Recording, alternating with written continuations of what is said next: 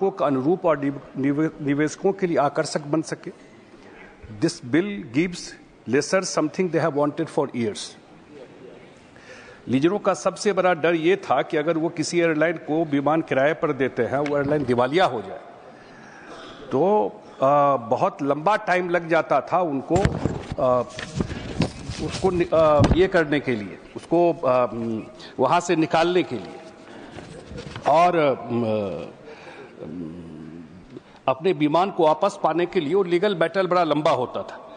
जैसा पहले Kingfisher, jet Airways और गो फर्स्ट एयरलाइन के मामले में हुआ, लीजर अपने विमानों को वापस नहीं ले पाए और इंसॉल्वेंसी ट्रिब्यूनल ने, हम लोग देखते थे एयरपोर्ट पर लाइन से लगा हुआ प्लेन खड़ा रहता था वहाँ पर, क्योंकि इसलिए कि वो ट्रिब्यूनल में जाते थे और लंबे समय तक वो फैसला नहीं होता था।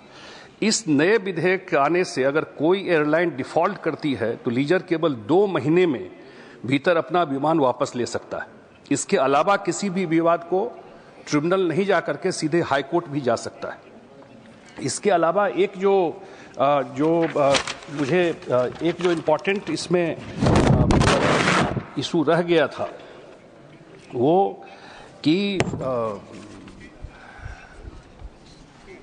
लीजिंग के मदद से एयरलाइन एक बड़े कर्ज से बचती है और लीजिंग व्यापार का एक वैश्विक आकार बहुत बड़ा हो गया। जैसे कि मैंने कहा कि इंडिया में भी 90% प्लेन लीज पे लिया हुआ है, खरीदा कम गया है। 6 साल पहले 2019 के बजट भाषण में फाइनेंस मिनिस्टर ने विमान लीजिंग उद्योग में प्रवेश की घोषणा की थी और यह कदम भारतीय एयरलाइन के लिए एक बेहतरीन अवसर है। अब उन्हें विमान लीज पर लेने के लिए दूसरों देशों पर निर्भर नहीं रहना पड़ेगा, जैसे कि 3-4 जो कंट्री है जहां से लीज लेके आता है। अब भारत में भी एयरलाइन अपने घरेलू विमान लीजिंग बाजार से विमान ले सकती है, जिससे उन्हें लागत में कमी और अधिक स्वतंत्रता मिलेगी। इसके अलावा जो नए विधेयक हैं, अगर इस वजह से, क्योंकि यहाँ पर ये फैसिलिटी नहीं था, इसलिए पिछले साल यूनाइटेड किंगडम के स्थित है एविएशन वर्किंग ग्रुप AWG ने लीजरों के लिए कम सुरक्षा के कारण भारत की रेटिंग को हाई रिस्क में डाउनग्रेड कर दिया था। इसका असर वह हुआ कि भारतीय एयरलाइन के लिए लीजिंग करना बहुत महंगा हो गया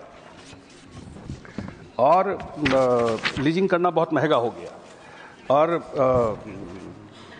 अब विधेयक लागू होने के साथ ये विधेयक जो AWG ने भारत की रेटिंग को मीडियम रिस्क जुरिडिक्शन में फिर से अपग्रेड कर दिया है और यह विधेयक कानून बन गया तो भारत की रेटिंग और भी बेटर हो जाएगी।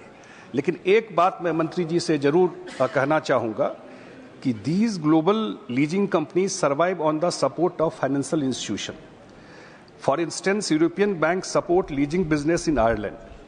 Similarly, the government-owned Temsek Holding and Singaporean bank support leasing firm in Singapore. Bharat में इस तरह का कोई प्रावधान नहीं है, क्योंकि बैंक विमानन से जुड़ी किसी भी चीज को लोन देने में रिलक्टेंट रहता है। इसका परिणाम यह है कि गिफ्ट सिटी में काम कर रहे लेसर को भी विदेशी फंडिंग पर निर्भर करना पड़ता है। तो जरूर इस पर विचार करना चाहिए कि फाइनेंशियल इंस्टीट्यूशन अगर सपोर्ट कर सकता है तो। और 1 मिनट में, क्योंकि ये तो टेक्निकल बात जो आप बिल ला रहे हैं, लेकिन मैं बिहार से आता हूं और 3 इशू आपका वहां बड़ा इंपॉर्टेंट है। एक, इस बार के बजट में ही आदरणीय वित्त मंत्री जी ने एक ग्रीनफील्ड इंटरनेशनल एयरपोर्ट पटना के पास अनाउंस किया है, तो उसको जो भी उसका लोकेशन है उसको तत्काल अगर फाइनल करके उस पर काम शुरू हो जाता तो बिहार में कोई भी आदरणीय उपसभापति महोदय कोई भी इंटरनेशनल एयरपोर्ट नहीं है भी गया में, तो उस हिसाब से फंक्शनल नहीं है। पटना के पास तो है ही नहीं, उतना बड़ा रनवे ही नहीं है। एक ये था, एक दरभंगा और पूर्णिया दोनों एयरपोर्ट एक साथ अनाउंस हुआ। दरभंगा फंक्शनल है, पूर्णिया अभी तक फंक्शनल नहीं हो पाया, तो वो भी एक फंक्शनल हो जाता।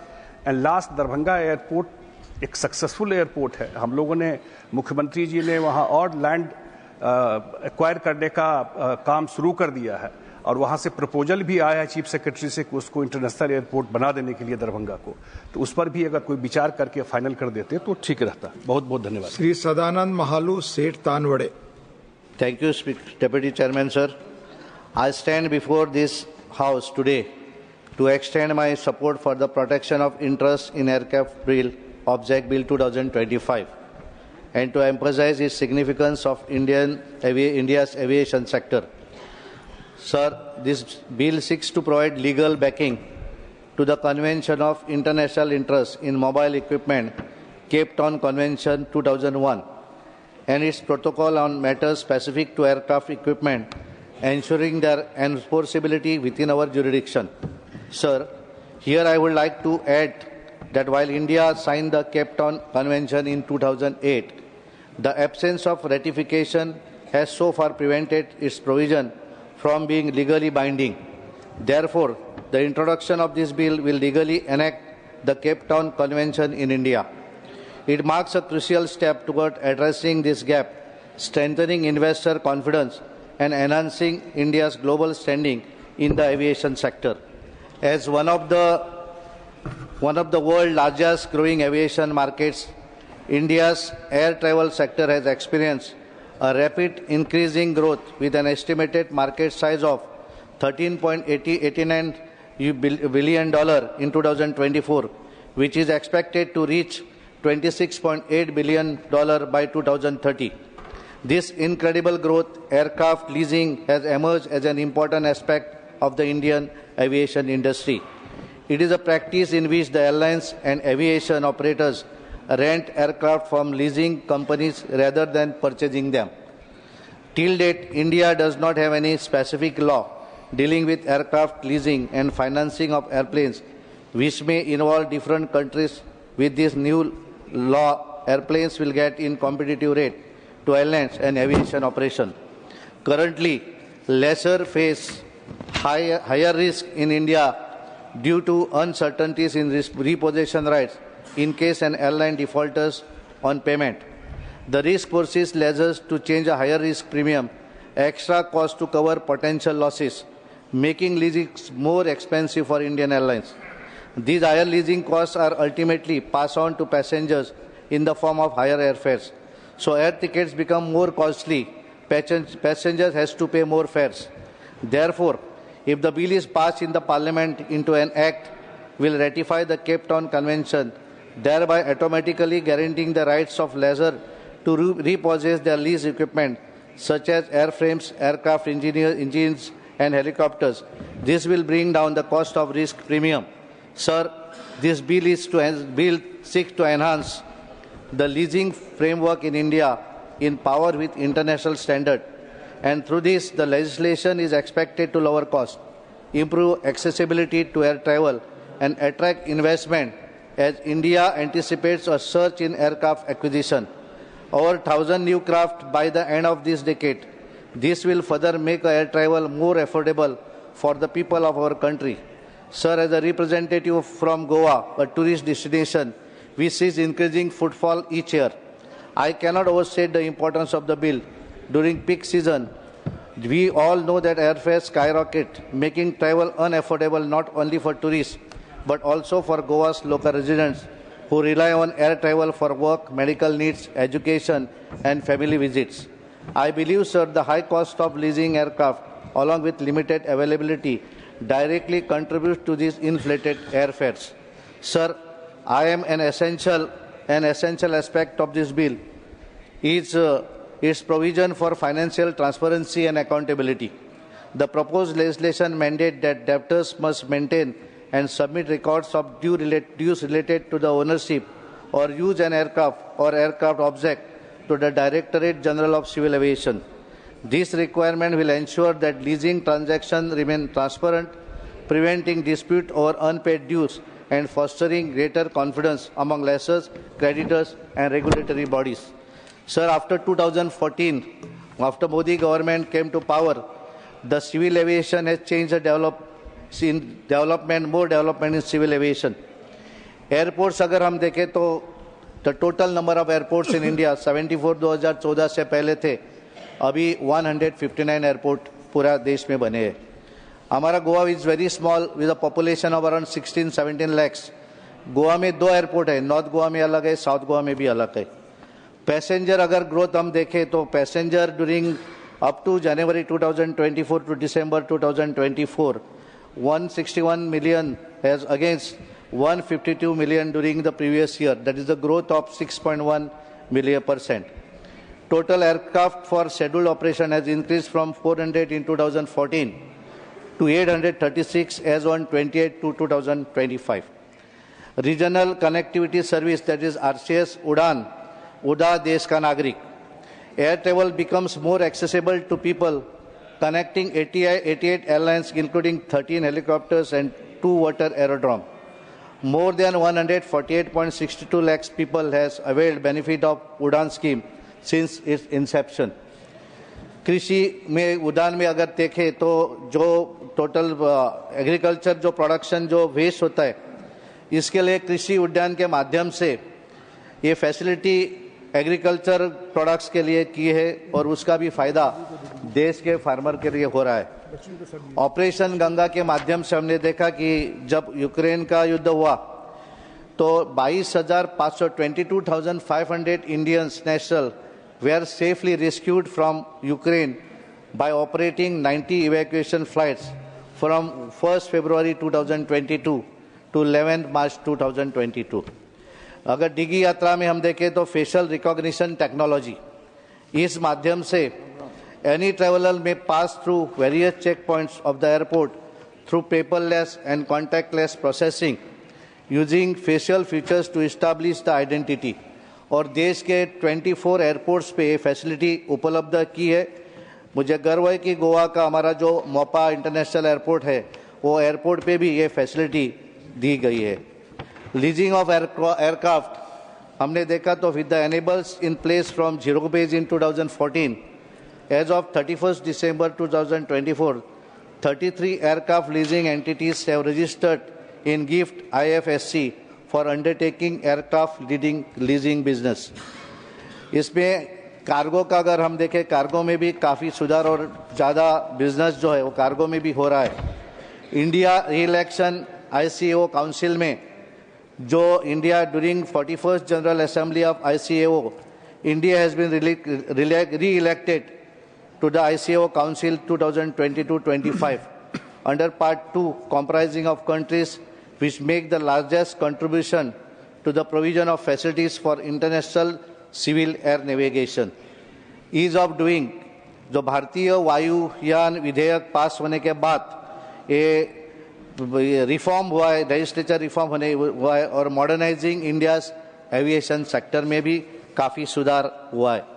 और इसके लिए अगर हम देखें सर कि ये बिल जो है, ये bill is very important bill, इसके लिए मैं हमारे मंत्री जी को भी अभिनंदन करता हूँ और हमारे प्रधानमंत्री जी का भी धन्यवाद देता हूँ। और sir, all of this tell us how meritorious this bill is.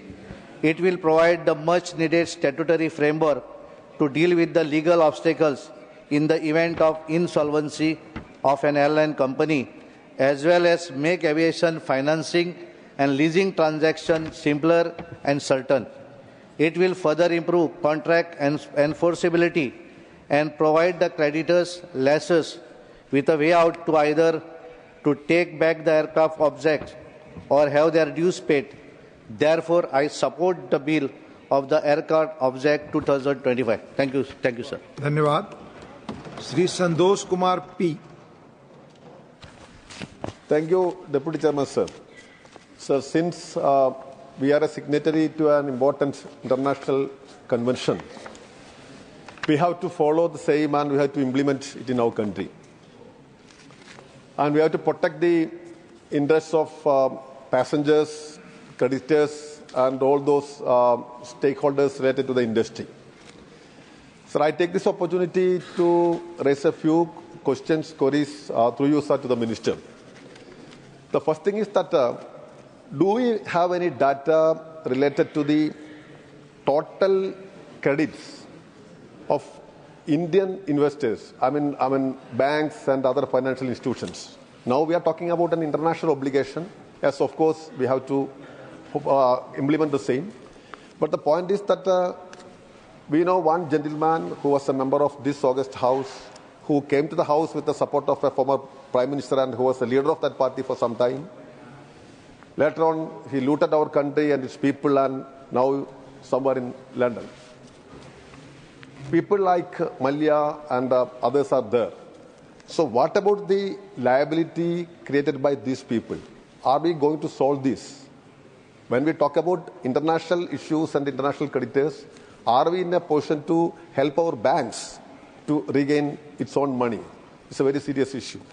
So my request is that we have to reconsider the criteria, because people will come and offer that we are ready to offer airline business, and the government is allowing without understanding their capacity. Then later on we have to pay the price for it. So please consider this particular point. So secondly, Civil Aviation Ministry is having a very meager amount as budget allocation comparing other ministries.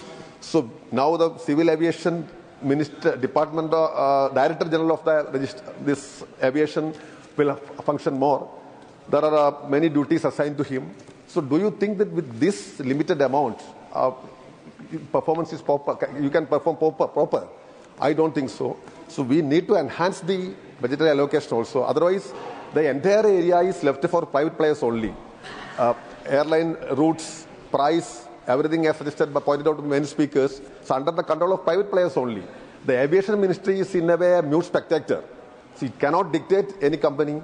For example, now when we talk about the plight of the passengers, I fear tomorrow the private airlines may charge us for even using washrooms. Now they are charging for seats. Tomorrow there is every chance of taking money from us for using washrooms. So this is the sorry state of affairs of the poor passengers. So how you are going to tackle these types of issues? When we all are in agreement of implementing the international convention, we have to take care of this. Finally, sir, whenever we people from Kerala stand up to talk on this Civil Aviation Ministry, the minister thinks that they will raise the issues related to Kannur International Airport. I don't want to talk much about that. So many people, so many organizations, so many politicians already pointed out the issues related to Kannur International Airport. It's public money, people's money. So political consideration should not be there. We have every right to get it. So please give this point of call status to Kannur International Airport. Thank you. Thank you. Sri Babu Ram Nishad. Sri Babu Ram Nishad. Anupasthit. Sri A. Rahim. Thank you, sir. Sir, the bill seeks to provide a legal framework for protecting the rights of lessors and financiers in aircraft transactions. However, this bill should be discussed in the broader perspective of how it affects the lives of common people. So the union government has already opened the Indian aviation sector to Indian corporates. My colleague, Comrade P. Santosh Kumar already mentioned the same here. Now, through this bill, it is further opening the doors for international corporates as well, sir. That is my concern. The minister must clarify how this bill is going to benefit the common people. Air travel is becoming increasingly inaccessible for the ordinary citizens. That is my concern. That is not only my concern. So many of my colleagues already mentioned the same concern in this House. A study by Airports Council International, ACI, reveals that India has recorded the second highest increase in domestic airfares in the Asia Pacific and West Asian regions. So, what the take of the government in this regard? See, 43% of rising in terms of fare, according to this report. Can you imagine the plight of expertise in the Gulf region? As you know that we are representing Kerala, a lot of our brothers and sisters have been working over there. Actually, can you imagine the plight of those NRIs? They work there throughout the year and only occasionally get a leave, sir. This is yesterday was the Eid day, the Holy Ramadan day, the Eid day, even in Onam, and so many other events. In connection with those events, they can come to their homeland, come back to their homeland. But unfortunately, the NRIs, the Pravasis can't come even if they get the leave. Even they get the leaves, they can't come due to the exorbitant hike of the travel fare. So, Comrade Santosh already mentioned here, what is the role of the union government? Sir, just a minute, sir. I have time. Sir, can you imagine the plight of these passengers? Another one thing is that the government is making laws that favor of corporates. But where are the policies that protect the interest of common citizens? Sir, I would like to flag just a minute, sir. Flag an important report of Department Later Standing Committee, 356th Department of Standing Committee, Transport, Tourism and Culture, recommended measures to control airfare and make air travel accessible to the common man. What is the government role? What is the government take? Then another one thing is that regarding the Kannur Airport, International Airport, this is a burning issue from the Kerala. So, you given the point of call status to Mopa Airport in Goa, which is a non-metro airport. But all infrastructure is there. But even though they did not give the point of call status for Kannur International Airport. Thank you. So, thank you. Honorable Minister, please look into it. Please. Sri Haris Viran. Thank you, Deputy Chairman, sir. Sir, this legislation is a very necessary legislation. I agree to that fact. It will bring clarity for the international lessors and all as to if there is a default, what is to be done.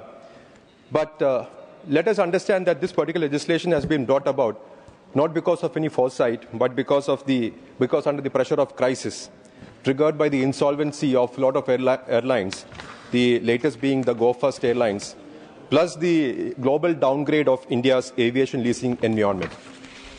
Now, sir, I would like, through you, sir, the Honourable Minister, to particularly note 2 points. First point is, sir, as per Section 9 of the bill, Section 9 states that in case of an inconsistency between a provision of this Act and any other law for the time being in force, the provisions of this Act shall prevail to the extent of such inconsistency. Now, sir, this bill, in fact, has been brought about because of certain provisions of the IBC, the Insolvency and Bankruptcy Code. Because once there is insolvency and bankruptcy court proceedings, then a moratorium creeps in, and once the moratorium is there, you won't be able to take your machines out. Now, but problem is about the IBC code. There is a provision under the IBC code, Section 238. Section 238 of the IBC code says, the provisions of this code shall have effect, notwithstanding anything inconsistent therewith contained in any other law for the time being in force, or any instrument having effect by virtue of any such law. So IBC code says, notwithstanding any other law, the IBC will prevail. Our law, Section 9 in the present bill, states that notwithstanding any other law, our law will prevail. Now, our law has been brought in because of the provisions of the IBC. Therefore, I think there is some inconsistency between the provisions of our bill and the IBC. My suggestion will be that you can incorporate in Section 9 of our bill that notwithstanding anything contained in IBC specifically, so that this particular inconsistency you can get over. That is my suggestion. To the Honourable Minister. Now, sir, Section 9(3) of the bill, it preserves India's sovereign right to arrest or detain an aircraft, which is a very welcome change. But I urge the government to clarify how, in practice, this right will be exercised in the face of aggressive international enforcement by lessors. While Indian public sector dues and the claims of airport operators and employees receive equal priority and swift resolution, or will they be left struggling while aircraft are swiftly deregistered and removed from Indian soil? Sir, this particular legislation is in fact for the purpose for the airline industry to prosper. Now, for the airline industry to prosper, our airports also will have to prosper. Sir, in Kerala, there are 2 airports. One is the Calicut airport, sir. Now, it is a time for the Hajj pilgrims to go for Hajj. The difference between the Calicut International Airport and Kannur, which is just 80 kilometers, is 40,000 rupees. You are charging 40,000 more from the Calicut Airport. Calicut Airport is the place where you have the Hajj embarkation point, Hajj terminal. Just 30 seconds, sir. Just 30 seconds. Hajj terminal, everything. Now, this particular inconsistency is because you are not allowing the wide-bodied aircrafts to land in Calicut Airport. So also the problem with the Kannur Airport is that you can land wide-bodied aircraft. The problem is that you don't give point of call status over there. So if you want the airline industry to prosper over there, along with these legislations, I beseech the Honourable Minister through you, sir, that these measures also be taken. Thank you, sir. Thank you. Sri Ravi Chandra Vaddi Raju. Thank you, sir. Honorable Chairman, sir. Telugu mein, Telugu, sir. will speak in Telugu. Sir, the protection of interest in aircraft object bill 2025 మీద మాట్లాడే అవకాశం ఇచ్చినందుకు ధన్యవాదాలు, sir. ఈ bill భారతదేశ విమానయాన రంగాన్ని మరింత బలోపేతం చేయగల సామర్థ్యం కలిగిన ఒక కీలకమైన చట్టపరమైన సంస్కరణ అని అభిప్రాయపడుతున్నాను. ఇది కేవలం చట్టపరమైన మార్పు మాత్రమే కాదు, భారతదేశాన్ని అంతర్జాతీయ స్థాయిలో విమానయాన పరిశ్రమలో నాయకత్వం వహించేలా చేసే ఒక దిశగా తీసుకున్న కీలకమైన నిర్ణయం చర్యగా అభిప్రాయపడుతున్నాను. ఈ బిల్లు భారతదేశ విమానయాన పరిశ్రమ భవిష్యత్తును రక్షించడం, అంతర్జాతీయ పెట్టుబడిదారుల నమ్మకాన్ని పెంచడం, భారతీయులకు విమానయానాన్ని మరింత అందుబాటులోకి తేవడం అనే లక్ష్యాలను సాధించేందుకు సహాయపడుతుందని పూర్తిగా నమ్ముతున్నాను. భారతదేశ విమానయాన రంగ ప్రస్తుత పరిస్థితి గురించి ఒకసారి సభ దృష్టికి తీసుకురావాలనుకుంటున్నాను. గత సంవత్సరం సుమారు 376.43 మిలియన్ల ప్రయాణికులు భారతదేశం మీద ప్రయాణించారు. 2030 నాటికి భారత్, అమెరికా మరియు చైనా తర్వాత ప్రపంచంలో 3వ అతిపెద్ద విమానయాన మార్కెట్గా మారే అవకాశం ఉందని నా అభిప్రాయం. ఇప్పటికే ఇండిగో, ఎయిర్ ఇండియా వంటి ఎయిర్లైన్స్ 1000కి పైగా కొత్త విమానాల కోసం ఆర్డర్లు ఇచ్చాయి. అలాగే విమానాశ్రయాల సంఖ్య 153 నుంచి 350కి పెరిగే అవకాశం ఉంది. ఇది గొప్ప విజయంగా సాధించినట్టుగా భావిస్తున్నాను. ఈ చర్య చేస్తున్నటువంటి ఈ శాఖ మంత్రి గారికి నేను అభినందనలు తెలియజేసుకుంటూ, తెలంగాణకు సంబంధించినటువంటి ముఖ్యమైన అంశం హైదరాబాద్లో రాజీవ్ గాంధీ అంతర్జాతీయ విమానాశ్రయం నుంచి ప్రధాన కేంద్రం అది. హైదరాబాద్ అయినప్పటికీ అమెరికాకు నేరుగా ఎలాంటి విమానాలు లేవు. 2023-24 ఆర్థిక సంవత్సరంలో 10.2 లక్షల మంది ప్రయాణికులు హైదరాబాద్ నుంచి అమెరికాకు ప్రయాణించారు. 40% మంది ఢిల్లీ నుంచి అమెరికాకు ప్రయాణించే ప్రయాణికులు తెలంగాణ మరియు ఆంధ్రప్రదేశ్ వాళ్ళే. కానీ 90% ఆక్రమణతో నడిచిన షికాగో, హైదరాబాద్ నేరుగా విమాన సేవలు రద్దు చేయబడ్డాయి. కాబట్టి హైదరాబాద్ నుంచి నేను మీ ద్వారా మంత్రివారిని అడుగుతున్నాను, హైదరాబాద్ నుంచి నేరుగా New York, Chicago, Dallas, San Francisco వంటి నగరాలకు నేరుగా విమాన సర్వీసులను పునరుద్ధరించాలని చెప్పేసి మంత్రి గారిని కోరుతున్నాను.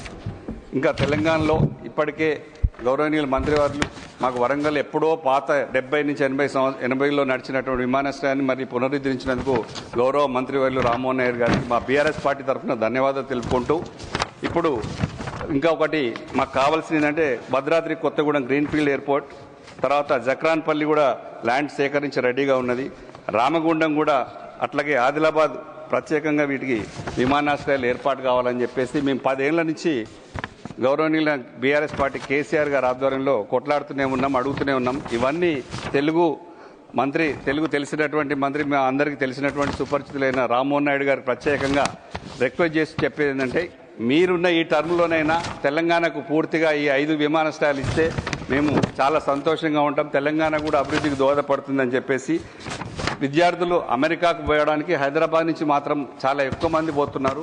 ఆంధ్రప్రదేశ్ నుంచి కానీ హైదరాబాద్ నుంచి ఎక్కువ ప్రయాణికులు ఉన్నారు. కాబట్టి కొంచెం స్పెషల్గా నేను వారిని మరొకసారి రిక్వెస్ట్ చేసేది ఏంటంటే, హైదరాబాద్ నుంచి అమెరికాకు సర్వీసులు ఫ్లైట్ సపరేట్గా వేయించాలని మనస్ఫూర్తిగా కోరుకుంటూ, వరంగల్ ఇచ్చినందుకు మిగతా వాటి కూడా ఇవ్వాలని చెప్పేసి మనస్ఫూర్తిగా మరొకసారి రామ్మోహన్ గారికి కృతజ్ఞతలు. Thank you sir. Thank you. Doctor M Thambidurai. Doctor M Thambidurai not present. Sri Kinjarapu Ram Mohan Naidu ji to reply the discussion.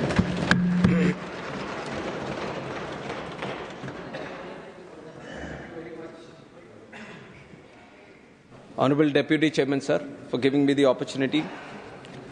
In fact, almost 16 members have spoken on this very important bill, the protection of interest in aircraft objects 2025. And the interest that has been shown by all the members, first of all, I'd like to thank them for giving all the suggestions and participating very intensely in the debates also. And there were discussions not only limiting us to the interests of the bill, but more than that. And I would like to say that this is the kind of passion that civil aviation is invoking in all the members of the parliament or also the citizens of this country today. And the kind of progress that we have seen in civil aviation in the last 10 years, definitely I'd like to put it on record that it was not an easy task. And it was not a job of one day that we have done this thing, and that is why we are seeing so much growth. But I can say this definitely, even though it is not a one-day's job, but it was the mission of one man who is the Prime Minister of this country, Narendra Modi ji.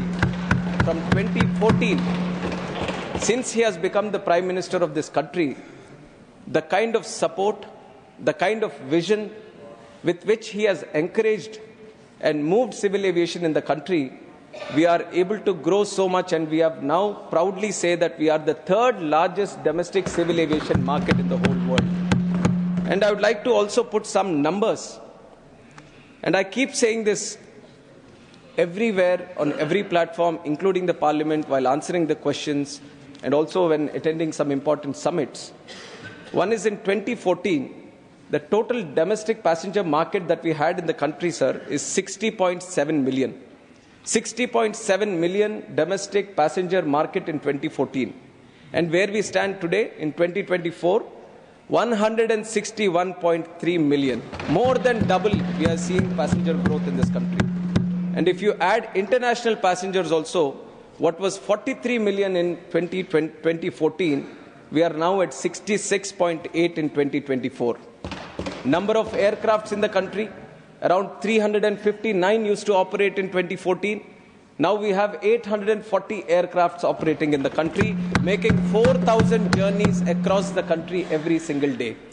And you look at number of airports. Just now some members have also highlighted that number, which is 74. 74 airports in 2014 to a staggering number of 159 in 2025 and still counting. This is the kind of growth which no other country in the last 10 years would have witnessed. Many countries are similar to India in this financial stages. Some are having very similar conditions. But the kind of growth that India has seen is because of the vision and the mission of one man, that is our Honorable Prime Minister Narendra Modi ji, sir. And the year-on-year growth that civil aviation has seen, 9.7% CAGR. Many departments tried to achieve this growth, but this we can proudly say that civil aviation has achieved this kind of growth. And the mission behind the drive for our Prime Minister has also been one mantra, which is Hawai Chappal se Hawai Jahaj ka Safar. Many people have spoken about it. They might have different minds on why we are talking about it. But has that mantra ever been thought about before 2014? Why was it not spoken in such a way? Before 2014 also we had civil aviation in the country. We had planes moving in the country. We had aspirational citizens of the country who wanted to dream about flying in the airplane. But it was only after Narendra Modi ji has come into picture that he has envisioned that civil aviation shouldn't be an exclusive way of travel. It should be an inclusive way of travel. Every one of the country should aspire to travel by air. And that is where this mantra has propelled the government to bring in many changes, to bring in many good schemes, so that we can bring the common man of this country, the ambitions, the aspirations, his dreams, just like how a flight takes off. Narendra Modi ji wanted to give the 140 crore people of this country the wings to fly, the wings for their dreams to fly in this country. And we have done that through the Udan scheme, Ude Desh Ka Aam Nagrik, a revolutionary scheme. In the last 10 years, I would like to once again say that what we have done with civil aviation, this NDA government, what it has done in the last 10 years for civil aviation, it was not just renovation. There were many airports in the country we wanted to renovate, increase the capacity. But it is not just renovation, but what NDA government has done for civil aviation is it brought in a revolution in the country for civil aviation, and that is what we have proudly done. And the revolution is through the airports, through the airlines, And it was a very challenging period also. A couple of big airlines have exited the industry. Go Air, Jet Airways, they've gone bankrupt. And on the other side, you have seen COVID, which has hit majorly the civil aviation industry. At one point of time, all hundreds of planes moving in the country have just been grounded. And even with these kind of challenges, I've just given you the numbers on how exponentially civil aviation has grown in this country. So the support that our Honorable Prime Minister has given through his vision, I would once again use the floor of the House to thank him for continuously encouraging. And in fact, you would see that two ministers, we are both sitting here, Minister for Civil Aviation and Minister of State for Civil Aviation, Muralidhar Moholji, who comes from Pune. We are both very young today. And the reason our Prime Minister has given us the responsibility of driving civil aviation is because he feels that civil aviation requires young blood today. And whatever growth we have seen in the last 10 years, it's still the beginning. We need new ideas. We need new ways of dealing with this. We need harmonization with the international standards. And it is with that approach, the government is trying to keep the momentum that we have achieved in civil aviation and continue to move it forward. And one other major challenge that we see is, which also many people talk about, is the airfares. And airfares is not just an issue where we have one single point of approach by saying that if this is what we can do, we can bring the airfares down. Civil aviation is a global subject today. A plane flies from here. We do domestic travel, but we do international travel also. Flights travel from Delhi to New York. Flights travel from Mumbai to Australia. So it is a harmonization that is required across the international jurisdictions. And it was in 2001, when aircraft leasing business was also growing, that was when the international leasing industries, airlines, governments, everyone came together that we had to do something more so that we can harmonize the whole industry around civil aviation across all the countries. And this was an issue which was majorly faced by the leasing industries because the lessor was sitting in one country, the banking sector was sitting in, the banking who was trying to facilitate the lease was sitting in another country. The airlines who wants to operate the airline is sitting in another country. And they all had multiple jurisdictions in their own countries trying to deal with this leasing business. And that became a challenge internationally for the airlines, for the industry, for the banking sector. So it was in 2001, the Cape Town Convention happened. And one of the reasons for this was just how to facilitate the leasing industry and bring all the countries on board and create a uniform legislation which everyone can follow. And there were three protocols which were discussed. One is regarding the space industry, one the railway industry, and the other one was the aircraft objects industry. And in 2001, the convention happened, the protocols were discussed, deliberated, and the protocols were also formulated. But India was not initially a signatory of this. 2001, everything happened. By 2005, the pressure was building up on India that they also had to assent to this protocol and convention, because the leasing business was growing at that time. And I have to tell you, it is a very price-sensitive industry, civil aviation. Now, we all want more planes to come into the industry, more planes to fly in our skies, but every plane is very, very expensive. For you to purchase the plane yourself as a company, it puts a lot of financial stress on your own balance sheets. So which was why there was a lot of encouragement towards the leasing industry. And around this time, 90s and 2000s, lot of the nationalization which was happening with the air carriers, they were all becoming privatized. I have many countries like France, British Airways, which the government was holding before, they all were privatized. And once privatization happened, the way they wanted to operate was through leasing models. And now in 2005, pressure started building up. India at that time was thinking how to get this Cape Town Convention into effect in India also. And it took the opinion of the law ministry at that time.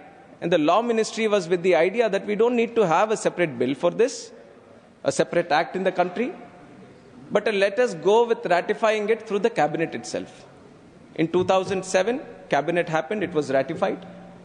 India signed the papers, it sent the declaration to the International Civil Aviation Authority. And by 2008, things were in place, but we didn't have a legislation yet. It was just we were a signatory to the Cape Town Convention and the Aircraft Protocol. And we had a small mechanism within ourselves that, okay, we are agreed to have this kind of systems in India.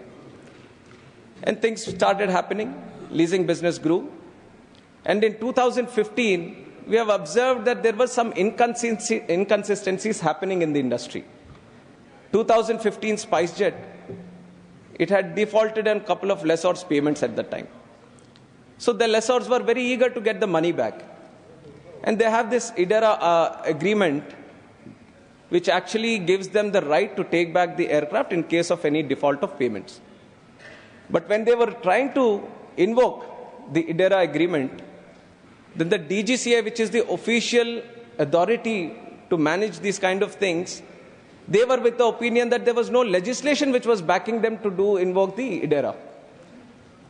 So at that time, the easiest thing to do was to change the aircraft rules. So through the aircraft rules, DGCA was given the power to invoke the IDERA, and a temporary solution was formulated at that time. And in 2016, the Insolvency and Bankruptcy Code came into place, which was dealing with the insolvency and bankruptcy at a general blanket way of all the companies. And after that, in 2019, Jet Airways went bankrupt. But when Jet Airways went bankrupt and the NCLT wanted to put the moratorium, the lessors were a little bit aware of the picture, what might happen, and they invoked the IDERA and they took all the planes, deregistered them through the DGCA, and they took them back. So what could have been a very big problem at that time, because of the quick readiness of the lessors, we were able to avoid it. But still, the things were moving according to the rules and this just the general signatory that we have. And then Go Air also went bankrupt. When Go Air went bankrupt, the NCLT put a moratorium, and it said this time DGCA won't get the planes deregistered. So many of the planes which were supposed to be taken back by the lessors were sitting on the ground. They were not being able to maintain the aircrafts. So there was a general loss the industry had felt. Now, over all these examples that I've mentioned, what was observed by the industry, the airlines, the banks, everyone was that there was no proper legislation in the country. There were a lot of inconsistencies happening. There were a lot of interpretations from different people in a different way. So there was no common legislation which was dealing with the leasing industry. And what this whole thing has led to is that a drop of Cape Town Convention compliance index, which is being maintained by Aviation Working Group across the globe, where more than 400 stakeholders are part of it. And they maintain a score. And India's score went down to 50. Just to give an example on where we stand, Singapore has up to 92. US has around 90. So some of the countries who really regularly deal with this leasing industry, they try to maintain above 90. And we were suddenly dropped up to 50. Now what this created was a ripple effect that once the score goes down, the leasing costs go up because nobody finds it more attractive to come to India and lease their planes. Now if the leasing costs go up, if you want to lease more planes, it becomes more hard on you to lease these planes. And if you have more hardships in leasing these planes, you'll have less number of fleet operating. Less number of fleet operating with the kind of demand we are setting on the other side in the country. More demand on these planes itself for having the passengers travel on them. And then the air prices also rise up. So everything is all interlinked with one and another step. So that is why the whole reason we are bringing this act is to give force of law to the Cape Town Convention and the protocol. So that is what, if you see the majority of the act also, other than giving it the force of law, it contains the Cape Town Convention, It contains the aircraft protocol and the declaration which we are signing, abiding ourselves to both the convention and the protocol as a signatory to International Civil Aviation Organization. That is the major gist of this. And if you look at the airlines also, their comments on how they feel about how this leasing industry business is going on. Air India, upon the enactment of this legislation, we improve India's compliance score in the AWG's outlook, making Indian airlines eligible for CTC discount, which will significantly reduce leasing costs by approximately 8 to 10%. So once by getting this act into place, you're reducing the leasing cost by 8 to 10%. Now, these are the costs which are going to trickle down to the passenger and the airfares also. That is why this becomes very, very important for us. Indigo also. In absence of legislation, it might be possible that other lessors may reduce their exposure in India or increase their pricing further between another 5 to 10% over and above and to the increase of 15%. They also have a very similar picture in mind. Akasa Air, in the absence of legislation, lease rates may increase by an additional USD of 15,000 per month. And SLB gains drop by an additional USD 1.5 million per aircraft over the already higher rates. So they all are indicating that if you don't have the legislation, you're basically paying high rates and you're at a disadvantage from the other countries. And this is the time when civil aviation is growing in India. You need to have proper legislations in place so that we can bring in more planes into the country. So this was the idea from the industry also, because one of the members asked how the industry is reacting, how the airlines are reacting to this legislation. So they are very eagerly waiting that as soon as we pass this bill here and in the Lok Sabha and becomes an act, they will be getting the advantage and through which they can trickle down the advantage to the passengers of this country. And more than that, sir, I have talked about the AWG score also, which is up to 50 now. There is a slight improvement up to 62. But we are aiming to reach up to 90 so that the leasing business also flourishes. And also with the support of our Honorable Prime Minister, Gift City, which was done in Gujarat, we also have a specific incentives that were given so that we can have the leasing industry in the country itself. Now, one, you can have the leasing industry outside where Ireland takes a very good advantage. Ireland has a very good leasing industry hub in the whole world. Dubai has also taken a certain lead in that industry. Singapore also has taken a certain lead in this industry. And now our Honorable Prime Minister has come to the thought that why shouldn't we have our own leasing industry? We are leasing so many planes every year. I've talked about 840 planes operating in our Indian skies. 86.4% of those planes are in the leasing model today. The airlines are preferring to go into the leasing model. Now, when they lease, they go to other countries and lease. Now, when you go to other countries and lease, there is a forex trading also happening. So they are losing out on that. The costs add up in the forex also come down basically onto the passenger. So our Prime Minister has thought we should have the leasing industry here.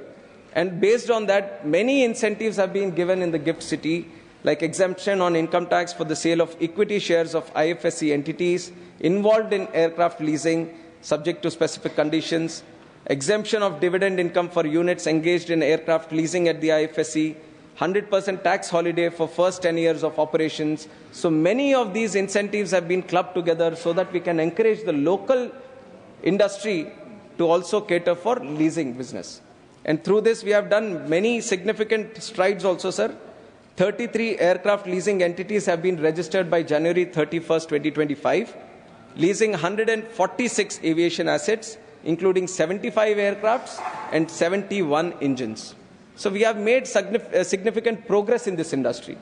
But everywhere, when we talk about leasing in the Indian landscape, everyone was requesting that when are we going to have the legislation?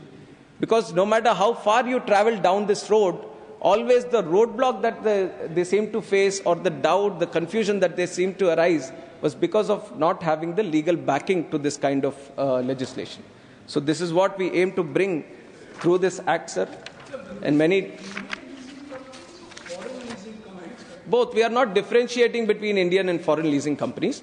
But this is going to definitely give a boost for the Indian leasing companies also.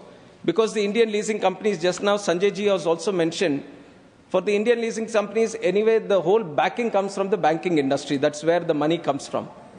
And even for the banking industry, for them to see how to support this industry, because for them risk is also involved. And for them it is important to have a legislation in place. Because unless without the legislation, they just can't be on the just how the industry forms. And one other example, sir, the SARFAESI Act 2002, Securitization and Asset Reconstruction of Financial Assets and Enforcement of Security Interests. This SARFAESI Act does not apply to aircrafts.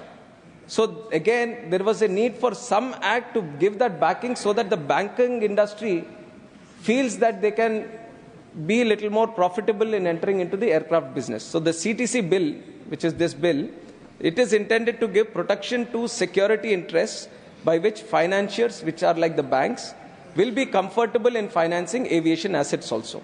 So there is a multiple benefits that we are getting just by giving a legal force of law to the whole Cape Town Convention. And through this, we also see that the whole leasing industry is also going to increase. And there are a lot of requirement from the airline side also, just like I have mentioned, how they all want to improve the leasing business in the country, sir. And many different things which are dependent on the leasing, just like how the sale and leaseback model, which is another part of the leasing industry, how the airlines also, they are trying to purchase the aircraft first, and then they sell it, and then lease back from the same guy. And this is a model which our Indigo has been successfully operating today. And out of 397 aircrafts that they have bought, 350 have been put under the SLB model, where they have sold these 350 back to someone and then leased from there. So this also industry and the leasing processes that are gaining momentum, they all are needing this kind of act in place. And definitely this is going to give a lot of push to the whole civil aviation in the country. And on top of this, sir, many other questions have also been raised during the discussion of this by many of the members.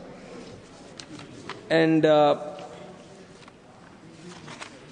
one important one is, how does it deal with the inconsistencies with the Insolvency and Bankruptcy Code, because that is the major relation this one has. Now, IBC Code in general deals with the insolvency and bankruptcy of companies. They have the NCLT and they have a certain way of dealing with it. But now with aircrafts also coming into that ambit, it created a lot of confusion for the lessors who wanted to lease their this thing. Now, a simple way of explaining it, what was happening before, if not for the bill, now if you are trying to rent a house from an owner and you are due to someone who you have to pay someone some kind of money. Now, if you are not paying, the money the person who you owe the money is going back to the owner of the house and asking him for the money.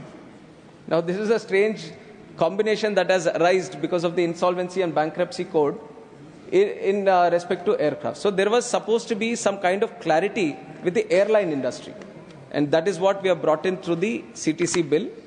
And this is going to create a lot of clarity on how the whole leasing industry should function. And also, especially when there is a problem of insolvency in the country regarding the airlines, then this bill can come into effect, and there is a period of 60 days, 2 calendar months, within which you can settle all the dues and the lessors can take their planes back, which is rightfully their owned. So it was very important to create that kind of differentiation between the Insolvency and Bankruptcy Code and the Cape Town Convention, sir, and that is what we have done here. And how are the domestic laws protected under this bill? Sir, this bill gives force of law to international obligations of India arising from the accession of convention and protocol, like I've already said. And it has also been provided that the bill, in addition to the provisions of the bill, provide adequate protection to the existing domestic laws by overriding only such provisions which are inconsistent with the already acceded treaties. So it is not going into any domain which is not related to aircraft objects. Only when the aircraft objects come into place, only then this bill will come into effect. Now, Insolvency and Bankruptcy Code deals with many bigger things. So we are not entering into all the things that insolvency and bankruptcy code deals with. We are only saying whenever there is an aircraft object coming into place, only then this bill is going to prevail, and this bill is going to look after the things on how to deal with the aircraft objects. And sir, just now Jairamji has also asked about international and domestic lessors, that we have answered that there's no differentiation. Lessors is a lessor. And from our side, we want the domestic lessors also to come more and more. And this bill is going to give that kind of strong protection for the domestic lessors also, so that they can come into the industry. And how does it protect the smaller airlines? Now, just like I said, if the leasing industry improves, even for the smaller people running smaller aircraft, smaller airline operators, they also will find it more and more incentivized for them to lease planes. Without this, just with the compliance report very low, the CTC index very low, it becomes very hard for the smaller people also to lease any plane. Now with this, the smaller airlines can lease much higher number of planes, and then with the more number of planes, automatically gives a boost to both the airline operators and also the civil aviation market. Now what is the role of DGCA in all of this? And through the bill only we have mentioned, sir, DGCA becomes the domestic registry. There is an international registry at the ICAO, and also domestic registry is going to be maintained by the central government, especially the division of DGCA. And now through the bill, we have also created a provision that all the airline operators regularly have to intimate the DGCA on how many dues are still pending with what kind of lessors, on plane basis. Not just overall from the airline point of view, but plane by plane, whatever anyone is leasing from any lessor, they have to periodically intimate the DGCA. They have to keep a list of all the dues they have with all the lessors. That registry is going to be maintained. And even for the lessors, they have to also continuously intimate about the activity that they are doing in the country also, sir. So this will create a lot of security for both the lessors and the lessees, and the overall aviation market also, because there has been a lot of confusion in this area. It has been a grey area for some time. And now with the bringing of this bill, definitely it is going to create a lot more clarity. And we hope this is going to give a lot of push for the leasing industry, which is the need of the hour. There is an immediate need for this bill to be there in the industry, sir. And it is with this speed that we wanted to bring it. And I'm very happy that many of the members who have spoken of this bill understand the seriousness of this, and they have supported it. And there have been many members who have taken the opportunity of this bill to talk about some local issues, some of their airport issues, some of the connectivity issues also. And it is very difficult to answer each and every person individually, but I'd like to mention some states. One was Bihar, which they have mentioned about not having an international airport other than Gaya International Airport. I'll come to some of the states. Bihar has a very peculiar situation, sir. Bihar has Patna. In the capital city, there are two airports at present. One is the Patna airport, and also Beta airport, which we are trying to develop, which is a civil enclave. It's an Air Force airport, and we have taken some land and we want to develop. But even though they both will be operating, we can't do international planes because of the fixed runway length that is there. We can't do wide body aircrafts there, which is why, in the interest of the Bihar, please, in the interest of Bihar and the citizens there, we want to create an international airport. And I would like to thank the Honorable Finance Minister for specifically mentioning it in the budget that we will be creating an international airport near Patna in Bihar. And from our side, civil aviation side, we are looking at all the possible locations, and we'll choose one of the best location, which is near Patna, and from where international planes can fly from the city of Patna. And that is the intention with which we are looking at. Darbhanga, I'll come to all the states. Just give me some time, I'll come to all the states. I know this is the most interesting aspect, sir. The bill is there, definitely, yes. But the aspirations is for the local demand in the local airports. And other than this, the Darbhanga airport we are developing with a cost of more than 1,400 crores we have put in. The work is going on. Purnia airport also we are developing right now, sir. There has been a cooperation from the state government in respect to land that is required.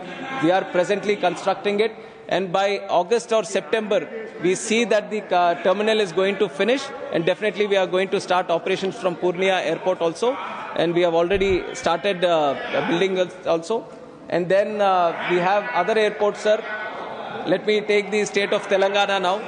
Telangana, we have taken a historical decision of granting permission, site clearance also for in principle approval for airport in Warangal, sir. Warangal used to be one of the biggest airports in the country pre-independence era. And after some time, there used to be Vaidut Airlines also, which was flying from there. But because of lot of different reasons, the airport stopped functioning in 1980s sometime. And since then, there has been a strong demand from the locals there to start the airport. And now, with the support of state government, with the proper vision of the central government, we were able to grant the site clearance, and very soon we are going to start the work in Warangal Airport also, and we plan on building one of the best airports in the country in Warangal also, sir. And the Telangana government also has a demand for many other areas. And with the cooperation and support from the state government, we are going to see if we get the required piece of land in the required area, that definitely all the other areas also, sir, we'll definitely look into it. And also the state of Kerala, I'm coming to you, sir. Kerala, one Kannur airport, right from Chief Minister to members here, both Lok Sabha, Rajya Sabha, they've been asking for point of call from that airport. Kerala is the only state where they have 3 airports which already have point of call. One is the Trivandrum, Kochi and Calicut. And properly flights are going international, and some domestic also are flying from Kannur airport also, sir. Point of call, definitely there are money requests from across the country also. We need to have a balanced approach for all the other states. So definitely we will look into it, but it has to be a balanced approach considering all states. The only thing that the government has here, and I'll be very honest and open with you, sir, 2 things is, one, we want to have our own Indian airports to function as hubs. Now you see in the Gulf, Singapore, Turkey and all these countries, they are trying to grow their own airports at the cost of our Indian airports, because they are trying to take the passenger traffic from here, take them to their own countries, and from there they are trying to connect to the whole world. What we want to see is India have its own hubs in the country itself, so that they can also flourish. Now we are at a strategical location for the east and the west, where people from the west can use India as the hub.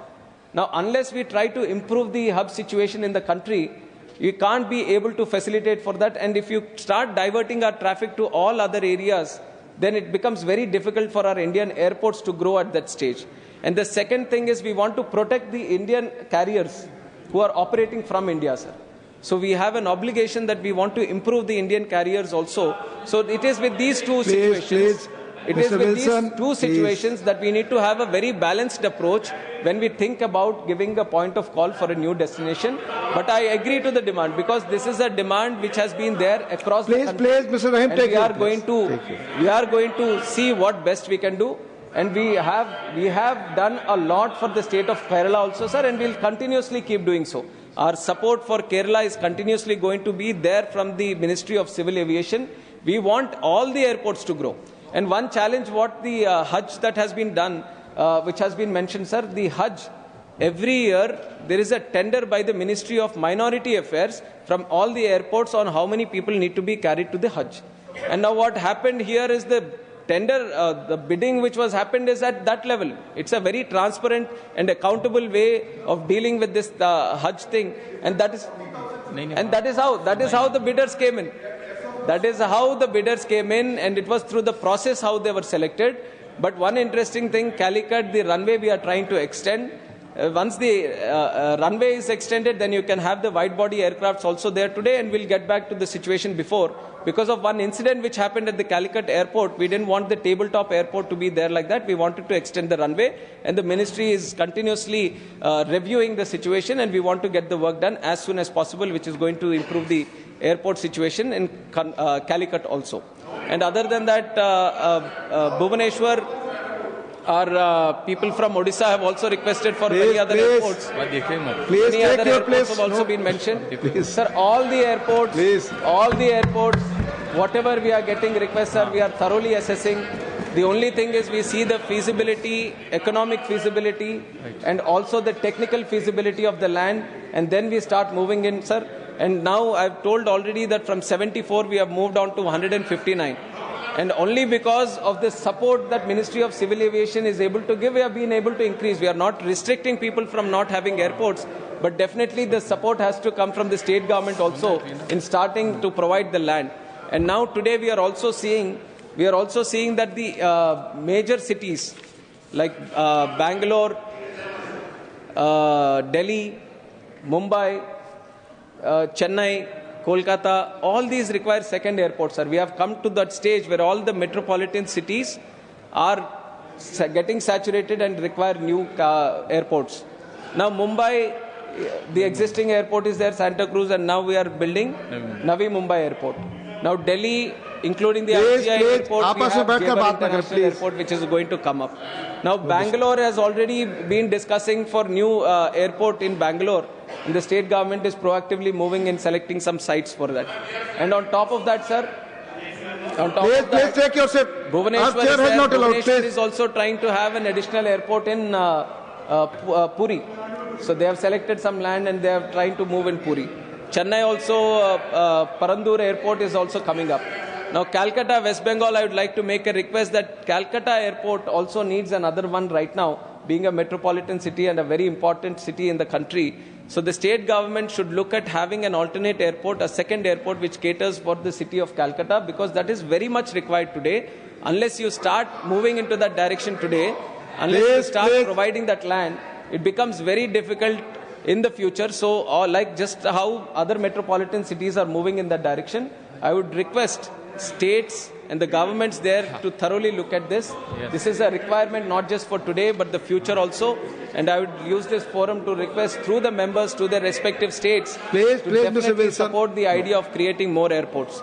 And sir, we are with the idea that in the next 5 years, we can build 50 more airports. And I would also like to thank the Honorable Finance Minister. Udan scheme, what has been there for 10 years, from 2016 to 2026, because of the way it has revolutionized and democratized air travel in the country, we have extended the scheme for another 10 years. So from 2026 to 2036, we are going to see an expanded Udan scheme through which we want to build 120 new destinations in the country.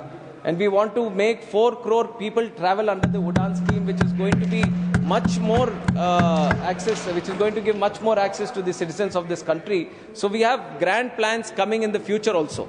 And to achieve this, we require the support of the state governments also in providing the land, in trying to acquire the land.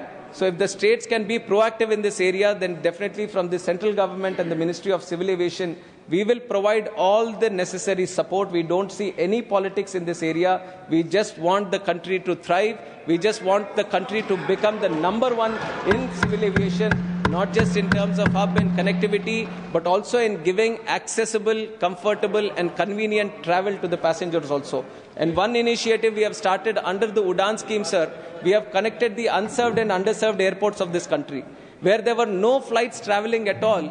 There was a challenge on how to connect these airports, and it was through that vision the Udan scheme came into place. And after Udan scheme came into place, we have started more than 642 routes in this country where no planes were operating. No planes were trying to take up those routes.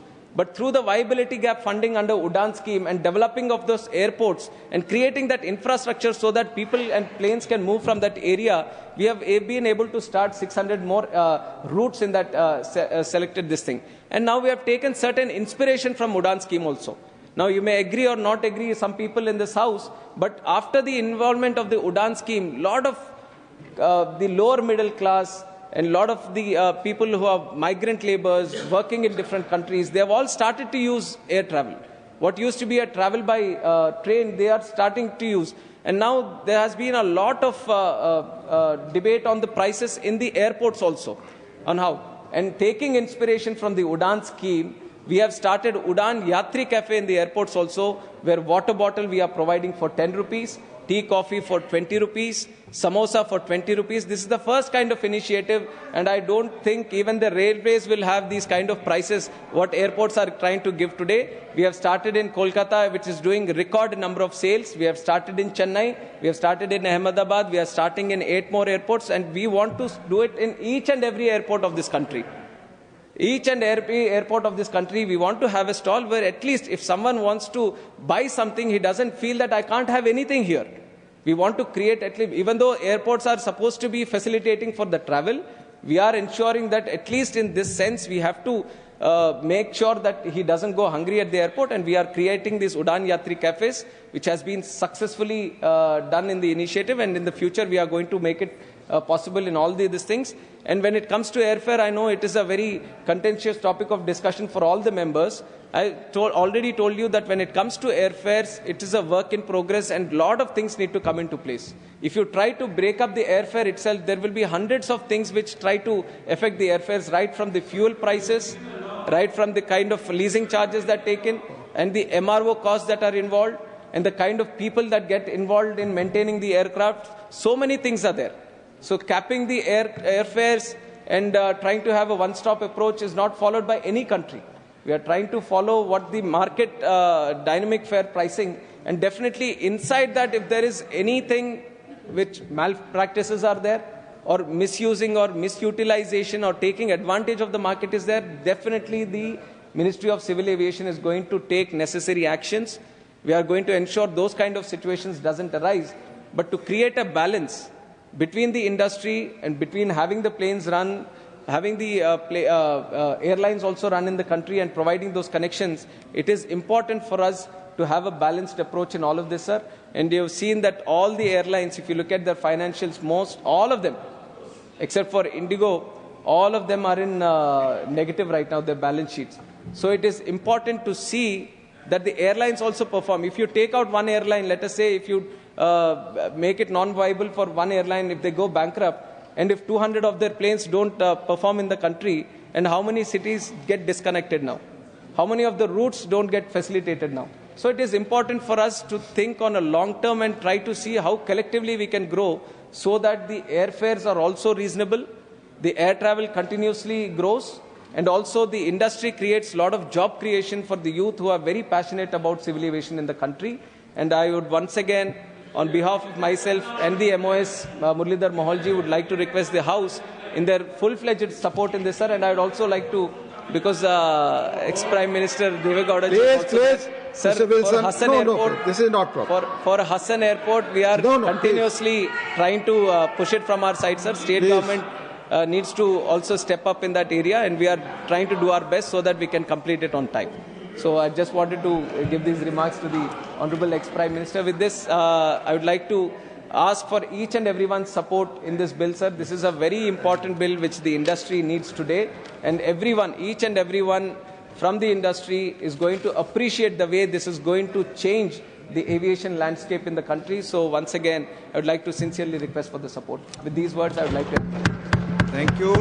माननीय मंत्री जी का जवाब bill pay खत्म हुआ। आगे बढ़े इसके पहले माननीय एलओपी का कोई सजेशन है या क्वेरी है? प्लीज माननीय एलओपी। सर, इससे संबंधित तो नहीं है इस बिल से, लेकिन मिनिस्टर सविस्तार से उत्तर दिए जिसमें हासन का जिक्र किया गया और दूसरे जगह का चेन्नई सब जगह का जिक्र किया गया। उनको मैं धन्यवाद देता हूं, लेकिन जिस जगह एयरपोर्ट बनाया गया है उस जगह फ्लाइट्स नहीं है। अब आपको मैं ये उदाहरण देना चाहता हूं, शायद इतने लोगों में या जितने भी एमपीज हो और जितने भी राज्यसभा के मेंबर्स हो, शायद अपने मत क्षेत्र में कोशिश करके सरकारी लैंड नहीं, सब मिलके 1-1 लाख रुपए डालकर 1000 एकड़ जमीन सरकार उनको हैंडओवर करी, 1000। फिर उसके बाद उन्होंने रनवे नहीं बना सके, तो हमने स्टेट गवर्नमेंट से फंड लेकर रनवे बना दिया। फिर उसके बाद उन्होंने इवन बिल्डिंग बनाने के लिए तैयार नहीं थे, बिल्डिंग बनाने के लिए हमने मदद की, बिल्डिंग भी बन गई। फिर लाइटिंग का इंतजाम नहीं था, लाइटिंग का इंतजाम भी करवा दिए। फिर मनरेगा में हमने कंपाउंड डाल के भी दिया, क्योंकि लोगों को काम भी होता है और वहाँ के एयरपोर्ट को एक सुरक्षा भी मिलती है। ये सब हमने करके दिए। देने के बावजूद एक आदमी को उन्होंने एक कोई स्टेयर एयरलाइन क्या कुछ तो एक है, 3 दिन को एक बार आता है फिर बाद में गायब हो जाता है। और वो है कि क्या बोलते गुटखा ओनर। अगर ऐसे लोगों को देखकर हमारे पास पहले खैर हम लोग जब रिक्वेस्ट किए, प्राइम मिनिस्टर को भी लेटर लिखा, मैं नायडू साहब को भी लेटर लिखा, ज्योतिरादित्य सिंधिया को भी लेटर लिखा। मैं 4 साल से कोशिश कर रहा हूं कि ये क्या मेरे से दुश्मनी है मुझे मालूम नहीं है, लेकिन ये सब बताएं माननीय मंत्री। नहीं सुनिए आप, इंटरेस्टिंग, लॉन्गेस्ट एयरपोर्ट इन कर्नाटका आफ्टर बेंगलोर, आप देखिए लॉन्गेस्ट। इसीलिए खुद प्रधानमंत्री जी 2 बार कलबुर्गी उतरे, गुलबर्गा, इसीलिए कि वो बिगेस्ट लेंथीएस्ट रनवे है। वहां से वो सोलापुर गए, वहां से वो लातूर गए, वहां से वो बीदर गए। ऐसा फैसिलिटी देते हुए सब अपना कंट्रीब्यूशन, इतना रहते हुए भी मुझे शर्म आती है जो लोग लैंड दिए, जो लोग मदद करे। धन्यवाद। मुझे नहीं, एक मिनट, ऐसा नहीं, मैं गलत तो नहीं बोल रहा हूँ। आपने और this is a public contribution. जी जी। और वहाँ एरिया के लोगों का सब कंट्रीब्यूशन बोर्ड में बैठ के भी तय किए, लेकिन मैं उनको हमेशा लिख रहा हूँ, इनको ही नहीं, इनसे पहले लोगों को भी लिखा। बेंगलुरु से कलबुर्गी एक डेली पहले यही गुटखा वाले का था, वो वहां से यूपी से निकलता था, वो बंद हो गया। और इधर उधर हमने कहा कि अब मेन हो गया। अरे जी विस्तार से आपने बता दिया। नहीं सुनो जी देखो साहब, मैं आपको कोई झूठ बोल रहा हूँ, विस्तार से बता दिया आपने। नहीं उनको बताऊंगा। हाँ, हमने क्या किया इस सब्जेक्ट पे। आपने तो बनाने के लिए बोल रहे, आप एक्स प्राइम मिनिस्टर को तो खुश कर दिया आप जी कि वहां पर हासन में आ जाएगा। उन्होंने प्राइम मिनिस्टर रह के नहीं कर लिए, चीफ मिनिस्टर रह के कर लिए नहीं, अब उनके पीछे गिर रहे आप, मुझे समझ में नहीं आ रहा। और मैं यहाँ पुकार रहा हूँ। धन्यवाद माननीय, धन्यवाद धन्यवाद माननीय मंत्री जी, धन्यवाद। अब आपने बता लिया विस्तार से। जी आगे आपका रूल है, बताया जब कभी भी अपोजिशन लीडर उठ के बात करता है तो उसको देना चाहिए। क्या मैं गलत बात कर रहा हूँ? आपने बता दिया, आपने बता दिया। देखिए साहब, वहाँ क्या क्या इंस्टीट्यूशंस है, किस लिए हमने डिमांड किया।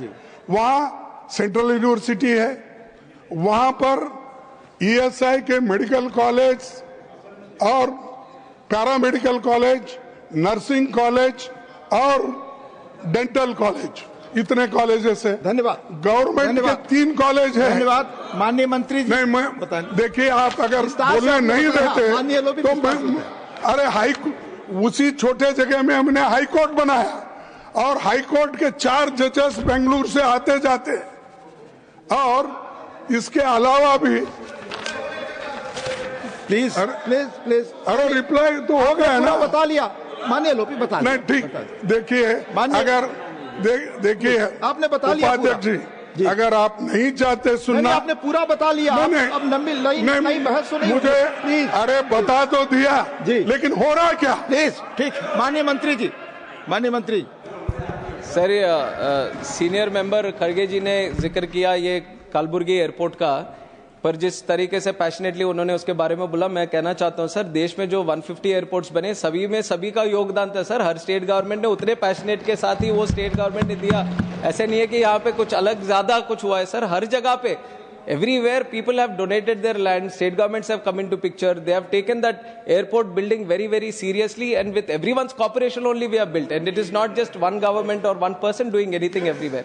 So definitely we have received the request sir, and we are trying to do our best. We speak to the airlines, and not just connectivity from here. Every now and then, every member in the house, outside the house, when they meet me, their whole aspirations is to get their place connected. Now, this is the way India is operating today, that we have these airports located at all these locations. Now, there are no planes, not that much as much we can cater for the demand today. So definitely, to cater for the demand, we need more number of planes. And we are continuously discussing with the airlines to give better connectivity where the demand is there. And definitely Kalburgi also, sir, I'll put into the word. And we are trying to facilitate the connection. And we were talking about ex-Prime Minister, उनका भी mention इसलिए किया sir, वो state government का, आप थोड़ा सहायता दीजिए सर, state government से बात करके हसन complete करने में, अभी आप गुलबर्गा की बात कर रहे थे, उसमें सहायता दे दीजिए sir. Please, thank you. The question is इसका भी थोड़ा कर दीजिए. Please, the discussion is over. The question is that the protection of interest in aircraft objects bill 2025 be taken into consideration. Those in favor will please say aye. Those against will please say no. I think the ayes have it, the ayes have it, the ayes have it. The motion is adopted. We shall now take up clause by clause consideration of the bill. Clauses 2 to 5 stand part of the bill. Those in favor will please say aye. Those against will please say no. I think the ayes have it, the ayes have it, the ayes have it. Clauses 2 to 5 are adopted. Clause 6 stands part of the bill. There is one amendment. Number 2 by Dr. John Britas. Are you moving the amendment? Not present.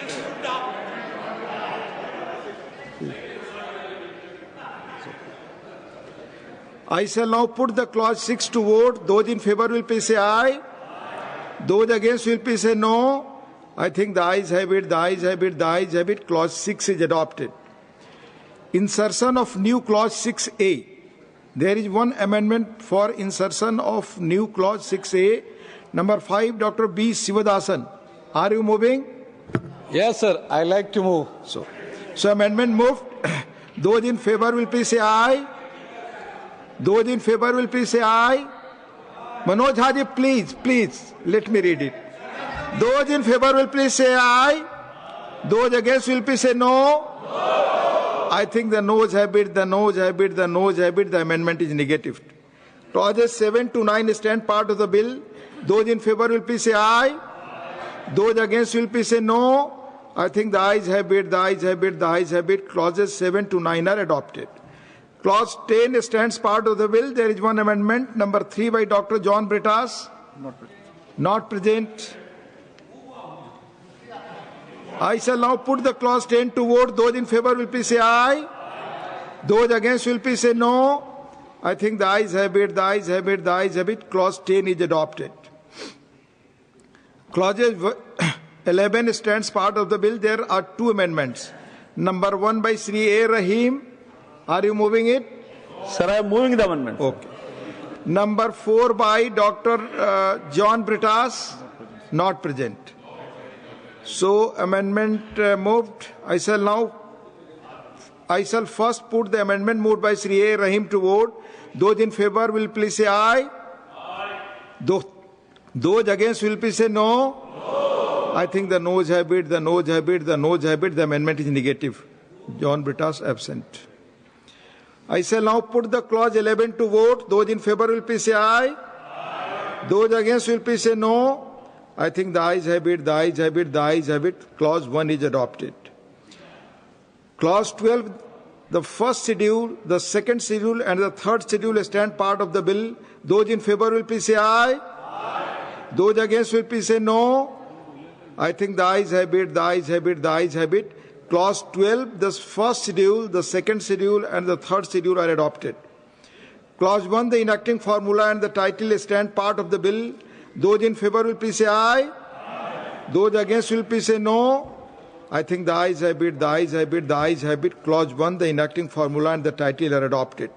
Sri Kinjarapu Ram Mohan Naidu to move that the bill be passed. Sir, I move that the bill be passed. Motion moved that the bill be passed. The question is that the bill be passed. Those in favor will please say aye. Those against will please say no. I think the ayes have it, the ayes have it, the ayes have it. The bill is passed. Now the Tribhuvan Sehkari University Bill 2025. Sri Murlidhar Mohol to move a motion for consideration of the Tribhuvan Sehkari University Bill 2025. अनेक cabinet मंत्री माननीय उपसभापति महोदय, cabinet के बराबर please. माननीय उपसभापति महोदय, श्री अमित शाह जी की ओर से प्रस्ताव करता हूं कि institute of rural management Anand Tribhuvan Sahkari university के रूप में ज्ञात विश्वविद्यालय की स्थापना करने और उसे राष्ट्रीय महत्व की संस्थान घोषित करने तथा उसके आनुषंगिक विषयों वाले विधेयक पर लोकसभा द्वारा पारित रूप में विचार किया जाए। आप इस बिल पे कुछ बोलना चाहेंगे? बाद reply. Motion moved. I shall now call upon the members whose names have been received for participation in the discussion. माननीय श्री दिग्विजय सिंह। धन्यवाद माननीय उपसभापति महोदय। हम चाहते थे कि माननीय गृह मंत्री जी यहां उपस्थित रहे, क्योंकि उन्हीं के राज्य का ये मसला है और उन्हीं के विवेक और उन्हीं के सुझाव पर शायद ये मंत्रालय कृषि विभाग से लेकर गृह विभाग को सौंपा गया है। हम माननीय मंत्री जी और सरकार के आभारी हैं। आपने इस सहकारी विश्वविद्यालय का जो बिल है, प्लीज शांति बनाए रखें प्लीज। उसका नामकरण एक ऐसे वरिष्ठ तत्कालीन सहकारिता के कांग्रेस के कार्यकर्ता आदरणीय श्री त्रिभुवन दास जी पटेल के नाम से रखा है, जिन्होंने कि सरदार वल्लभ भाई पटेल की प्रेरणा से और वी कुरियन साहब के सहयोग से इस देश में श्वेत क्रांति की अगुवाई की 2014 के पहले। और ये सब माननीय सभापति महोदय 2014 के पहले का मैं जिक्र कर रहा हूं। उसके बाद क्या हुआ है उसकी जानकारी शायद मंत्री जी देंगे। माननीय लोकतंत्र में सरकार की नीयत, उसकी नीति, नियम और कानून जो बनाते हैं उस पर झलकती है। इस पूरे 11-12 साल के इनके कार्यकाल में 3 बिंदु साफ झलकते हैं। एक, हर नीति में, नियम में, कानून में इनकी नीयत झलकती है पूंजीवादी व्यवस्था के पक्ष में। दूसरा, इनकी नीयत झलकती है सत्ता के केंद्रीकरण में, राज्यों के अधिकारों को हथियाने में। और तीसरी, माननीय सभापति महोदय, आप जानते हैं हर बात में सांप्रदायिक कटुता फैलाकर वे अपनी नीयत प्रदर्शित करते हैं। माननीय उपसभापति महोदय, गुजरात के ग्राम कैरा में वहां के दूध उत्पादकों ने आंदोलन किया। उस समय पोल्सन बटर के लिए दूध वहां से ले जाया जाता था और किसानों ने आंदोलन किया कि आप कम भाव में दूध लेते हैं और महंगा मुंबई मिल्क स्कीम को बेचते हैं। ये सरदार वल्लभ भाई पटेल के पास आए। सरदार वल्लभ भाई पटेल जी ने उनसे कहा कि दूध सहकारी समिति का गठन करो और मोरारजी भाई देसाई को कहा कि आप इनका सहयोग करो। और वर्ष 1946 में अमूल सहकारी समिति प्रारंभ हुई। माननीय, ये एक ऐसा उदाहरण है जहां प्रोड्यूसर और कंज्यूमर के बीच की जो खाई है वो पाटता है। सामान्य तौर पर आज के व्यवस्था में किसान को उनकी उपज का केवल 30-40% ही मिल पाता है बिचौलिए और प्रोसेसिंग के बाद। लेकिन अमूल एक ऐसी संस्था है जिसका 80% जो भाव उत्पाद उपभोक्ताओं से आता है वो किसानों के पास जाता है। यही शक्ति है सहकारिता की, और इसमें यही कारण है जिसकी वजह से हमारे भारतीय संविधान की आर्टिकल 2043 में संविधान में सहकारिता पर पूरा एक आर्टिकल रखा गया। सरदार पटेल ने कहा था, I know of no other instrument so potentially powerful and full of social purpose as the cooperative movement. मैं आपसे अनुरोध करना चाहता हूं सभापति महोदय कि सरदार पटेल ने कहा था कि सहकारिता केवल आर्थिक गतिविधि नहीं है, वह एक अलग प्रकार की जीवन शैली है, एकता की, न्याय की और समरसता की। और इसी सहकारिता को उन्होंने कहा था कि ये भारत को शक्तिशाली बनाएगा और अखंड रहेगा और आर्थिक और सामाजिक विकास के माध्यम से इसे आगे बढ़ाएगा। इसीलिए संविधान में इसे राज्यों की सूची में रखा गया। देखने में आ रहा है माननीय सभापति जी कि लगातार राज्यों के अधिकारी, हमारा राज्यों का हाउस है और इस राज्यों के हाउस में लगातार राज्यों के अधिकार को धीरे धीरे कम किए जा रहे हैं। मैं तो कहता हूं, माननीय मंत्री जी यहां है नहीं, अगर अमित शाह जी आपको सरदार वल्लभ भाई पटेल के रूप में एक दूसरा सरदार गुजरात का बनना है तो आप कम से कम उनके विचारों को अंगीकार करिए। सहकारिता के माध्यम से, जनता के, किसानों के माध्यम से, उपभोक्ताओं के माध्यम से, और आदमी को किससे कंपेयर कर? जी मैं वही कह रहा हूं कि साहब आपको करना है तो उसका पालन करिए उनके विचारों का, लेकिन इन्होंने राज्यों का अधिकार छीना है। मैं आपसे अनुरोध करना चाहता हूं सभापति जी कि आज केंद्र सरकार ने सहकारिता मंत्रालय बनाया।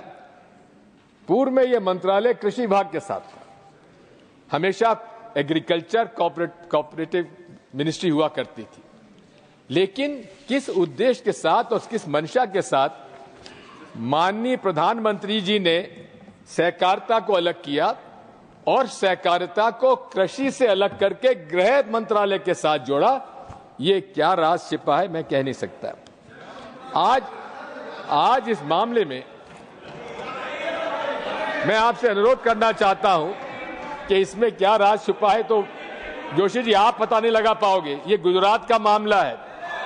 मैं अनुरोध करना चाहता हूं कि आज आप देख रहे हैं आई एम नॉट यील्डिंग, इस बिल के माध्यम से कोऑपरेटिव का कॉर्पोरेटाइजेशन हो रहा है, यानी कि कोऑपरेटिव जो मिनिस्ट्री है और कोऑपरेटिव सहकारिता जो है वो सहकारिता किसान और मजदूरों के हाथ से निकालकर उसे उद्योगपतियों के हाथ में सौंपने का षड्यंत्र है।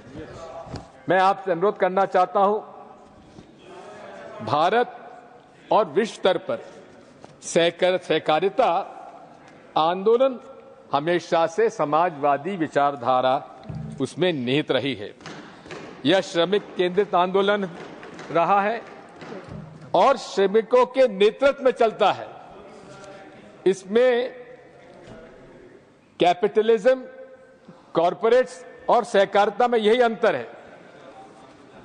कैपिटलिज्म में कॉरपोरेट्स जो है पूंजी से मजदूर लेते हैं और यही सहकारिता मजदूरों से पूंजी इकट्ठी की जाकर मजदूरों को उसका हक दिया जाता है। यही फर्क है कॉरपोरेट्स और कोऑपरेटिव के बीच में। मैं आपसे अनुरोध करना चाहता हूं, हमारे संविधान में कोऑपरेटिव सोसाइटीज में हर 5वें साल चुनाव होना चाहिए। 6 महीने से उससे एक्सटेंशन के बाद किसी हालत में उन्हें चुनाव कराना आवश्यक है। लेकिन आप देख रहे हैं, मुझे मालूम है अनेक प्रदेशों में जहां भारतीय जनता पार्टी की डबल इंजन सरकारें हैं, सहकारी समितियों के चुनाव नहीं कराए जाते और प्रशासक नियुक्त किया जाता है। प्रशासक के माध्यम से वे सहकारी समितियों में जैसा चाहते हैं वैसा मन माना वे निर्णय कराते हैं। मैं और की बात तो नहीं जानता ज्यादा, लेकिन मध्य प्रदेश के बारे में कहना चाहता हूं। मध्य प्रदेश में 4,536 पैक्स हैं, प्राथमिक सहकारी समितियां हैं। उनमें से 3800 यानी कि 80% जो प्राइमरी एग्रीकल्चर सोसाइटीज हैं वे पूरी तरह से आज ओवरड्यू हो चुकी हैं, भारी घाटे में हैं और वहां के चुनाव भी नहीं हो रहे। इसी प्रकार 38 जिला सहकारी बैंक में से लगभग 13 जिला सहकारी बैंक की हालत यह है कि वे 2,000 रुपए भी अपने सदस्यों को नहीं दे सकते। इसी प्रकार घोटालों का अंबार है। शिवपुरी जिला सहकारी बैंक में 100 करोड़ का गबन हुआ, कोई कार्रवाई नहीं हुई। इसी प्रकार ग्वालियर में 25 करोड़ गबन हुआ, कोई कार्रवाई नहीं हुई। यही नहीं है माननीय सभापति महोदय, अनेक सहकारी संस्थाओं में 20 साल से सहकारी समिति के चुनाव नहीं हुए और प्रशासक को बैठा रखा है। ये माननीय मंत्री जी, इस बारे में आप कम से कम जोशी जी, गृह मंत्री जी को इतना बता दीजिए, अरे सहकारिता मंत्री जी को बता दीजिए कि कृपया आप सहकारिता के मंत्री हैं तो कम से कम राज्यों में क्या सहकारिता की हालत है पता लगा लीजिए। अब 5 साल में चुनाव होना चाहिए, संविधान में प्रावधान है, लेकिन मध्य प्रदेश की डबल इंजन सरकार ने उसमें भी कानून परिवर्तन करके कह दिया कि नहीं, चुनाव ना हो तो ना हो, अनंत काल तक चुनाव स्थगित करने का अधिकार दे दिया और अनंत काल तक प्रशासक को बैठने का अधिकार दे दिया। यह है सहकारिता के हालात इस देश में। माननीय सहकारिता मंत्री अमित शाह जी जो सरदार पटेल का एक दूसरा रूप बनना चाहते हैं। माननीय सभापति महोदय, इसी तरह से मैं कहना चाहता हूं, cooperative apex bank Madhya Pradesh का वहां के प्रबंध संचालक पर गबन की शिकायत हुई 12 बार।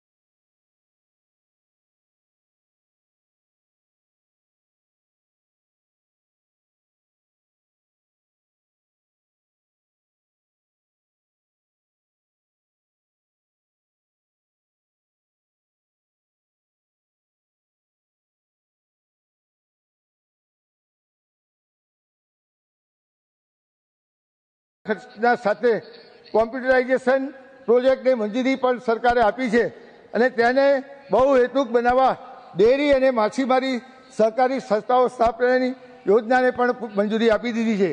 આગામી 5 વર્ષમાં દેશની વિવિધ સંસ્થાઓ અને ભારત સરકારની વિવિધ યોજનાના સંકલ્પ દ્વારા સહકારી ક્ષેત્રને વિશ્વની સૌથી મોટી વિકેન્દ્રિત અનાજ સંગ્રહ યોજનાને પણ મંજૂરી આપી છે, જેનાથી અનાજનો બગાડ અને પરિવહનનો ખર્ચ પણ ઘટશે. ખેડૂતો પોતાના ઉત્પાદનનો વધુ સારો લાભ પણ મેળવી શકશે.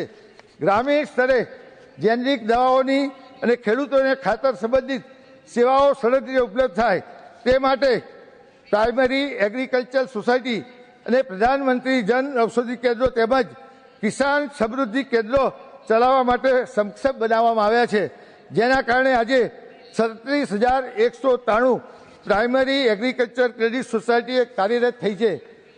આ ઉપરાંત સહકાર મંત્રાલયે શ્વેત ક્રાંતિ 2.0 અંતર્ગત આગામી 5 વર્ષમાં ડેરી સહકારી મંડળીઓને દૂધ ઉત્પાદનમાં 50% વધારો કરવાનો લક્ષ્યાંક પણ રાખેલો છે.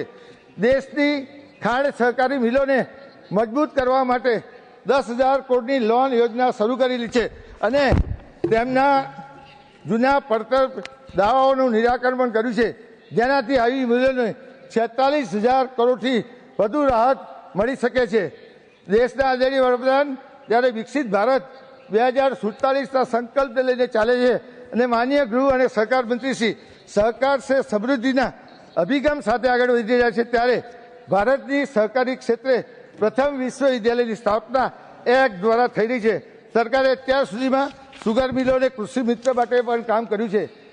એનસીડીસી દ્વારા સહકારી ક્ષેત્રના વિકાસ માટે પણ કાર્ય કરવામાં આવ્યું છે.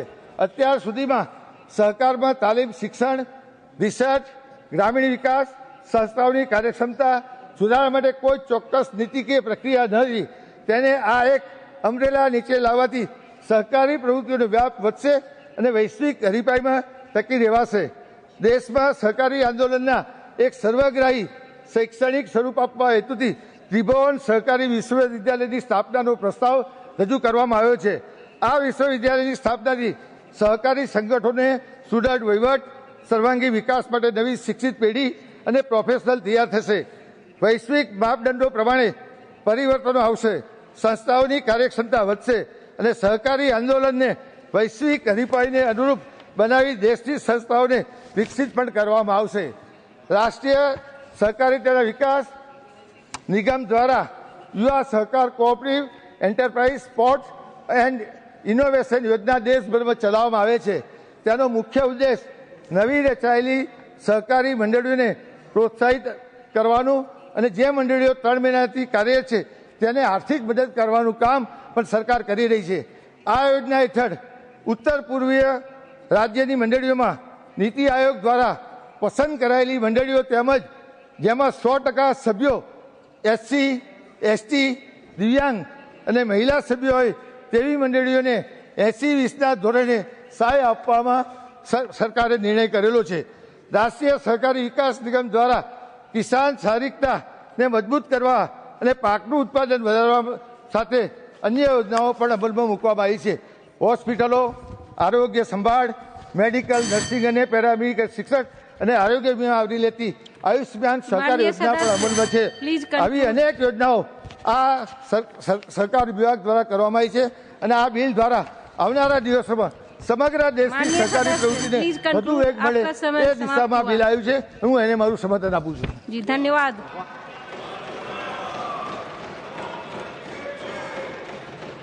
माननीय सदस्य सुश्री डोला सेन, आपका समय है 5 minute.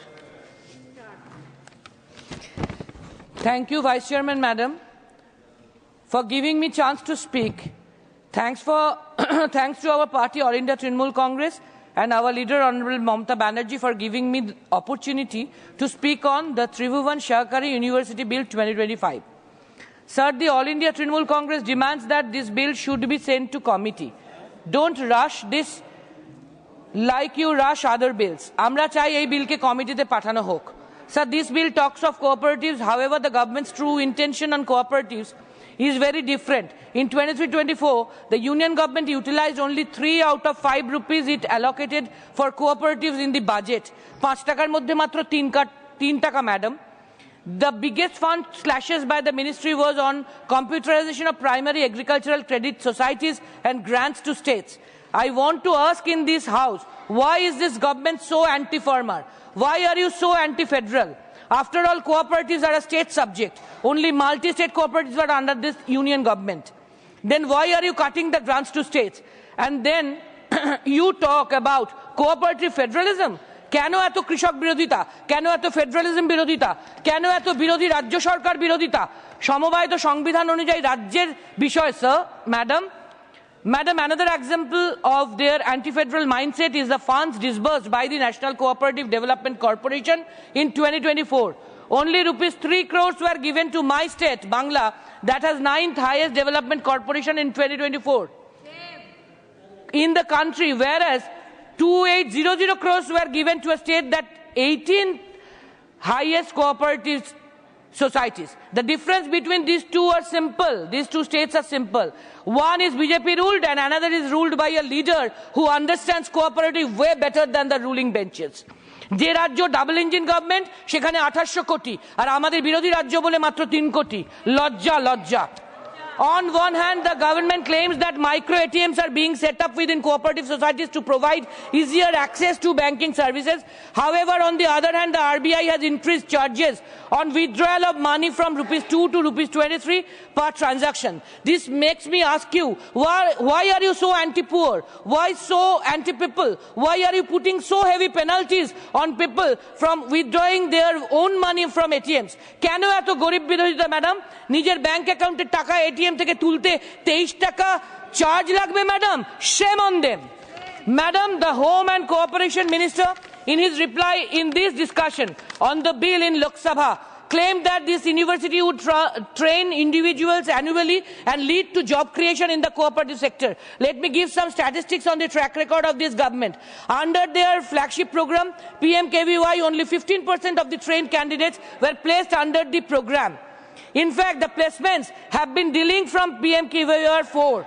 Half of the college students are not ready to be employed after graduating, and only 4 out of 10 youth in the workforce possess formal skills. 80% of the unemployed are youth, and 1 in 3 youth are neither in education, employment, nor training within women, making 95% of this group. This is their track record. Whereas when I compare this to my home state Bangla, I am proud to say that today in Bengal we have over 30,000 cooperatives employing near 90 lakh people. In fact, if we look at women in self-help groups, Bengal has the second highest number of women mobilized in self-help groups with over 1 crore women. Whereas the Prime Minister Ji and Home Minister Ji's home state of Gujarat has only around 28 lakh women in self-help groups. বাংলার দিকে যদি তাকান 30,000 সমবায় 90 লাখ জন কাজ করেন আর মেয়েদের থেকে self help গ্রুপে বাংলা গোটা দেশের দ্বিতীয় যেখানে 1 কোটি মহিলা কাজ করেন আর গুজরাটে মাত্র 28 lakh madam shame learn from our 3-time outstanding CM she is one of the most respected leaders across the world who recently addressed Oxford University showcasing the success story of Bengal that is Bengal's development. She is unparalleled and she is unlikely of mainstream politics in all respect. I leave you 3 suggestions, sir. 1, send this bill to the Department Related Standing Committee on Education for more scrutiny. 2nd, I want to know when is the statutory resolution on Manipur being discussed and when are free and fair elections related to epic cuts being discussed. অপরাজিতা বিল কবে pass করবেন? মণিপুর নিয়ে কবে আলোচনা হবে? Home মিনিস্ট্রির দায়িত্ব মণিপুরে শান্তি স্থাপন করা। কেমন শান্তি হচ্ছে আমরা দেখতে পাচ্ছি। ডুপ্লিকেশন অন এপিক কাট সংসদে আলোচনা আর 2 দিন বাকি। কবে হবে? National crime record bureau report দেখলেও বোঝা যায় দেশ কিভাবে চলছে। দেশে মেজরিটি মাইনরিটির মধ্যে মাইনরিটিও বেঁচে देशेर अधिकार केड़े नेওয়া হয় ছি डुप्लीकेशन ऑफ एपिक कार्ड और मणिपुर के ऊपर डिस्कशन चाहिए और दिस बिल को कमेटी में भेजिए मैडम थैंक यू मैडम धन्यवाद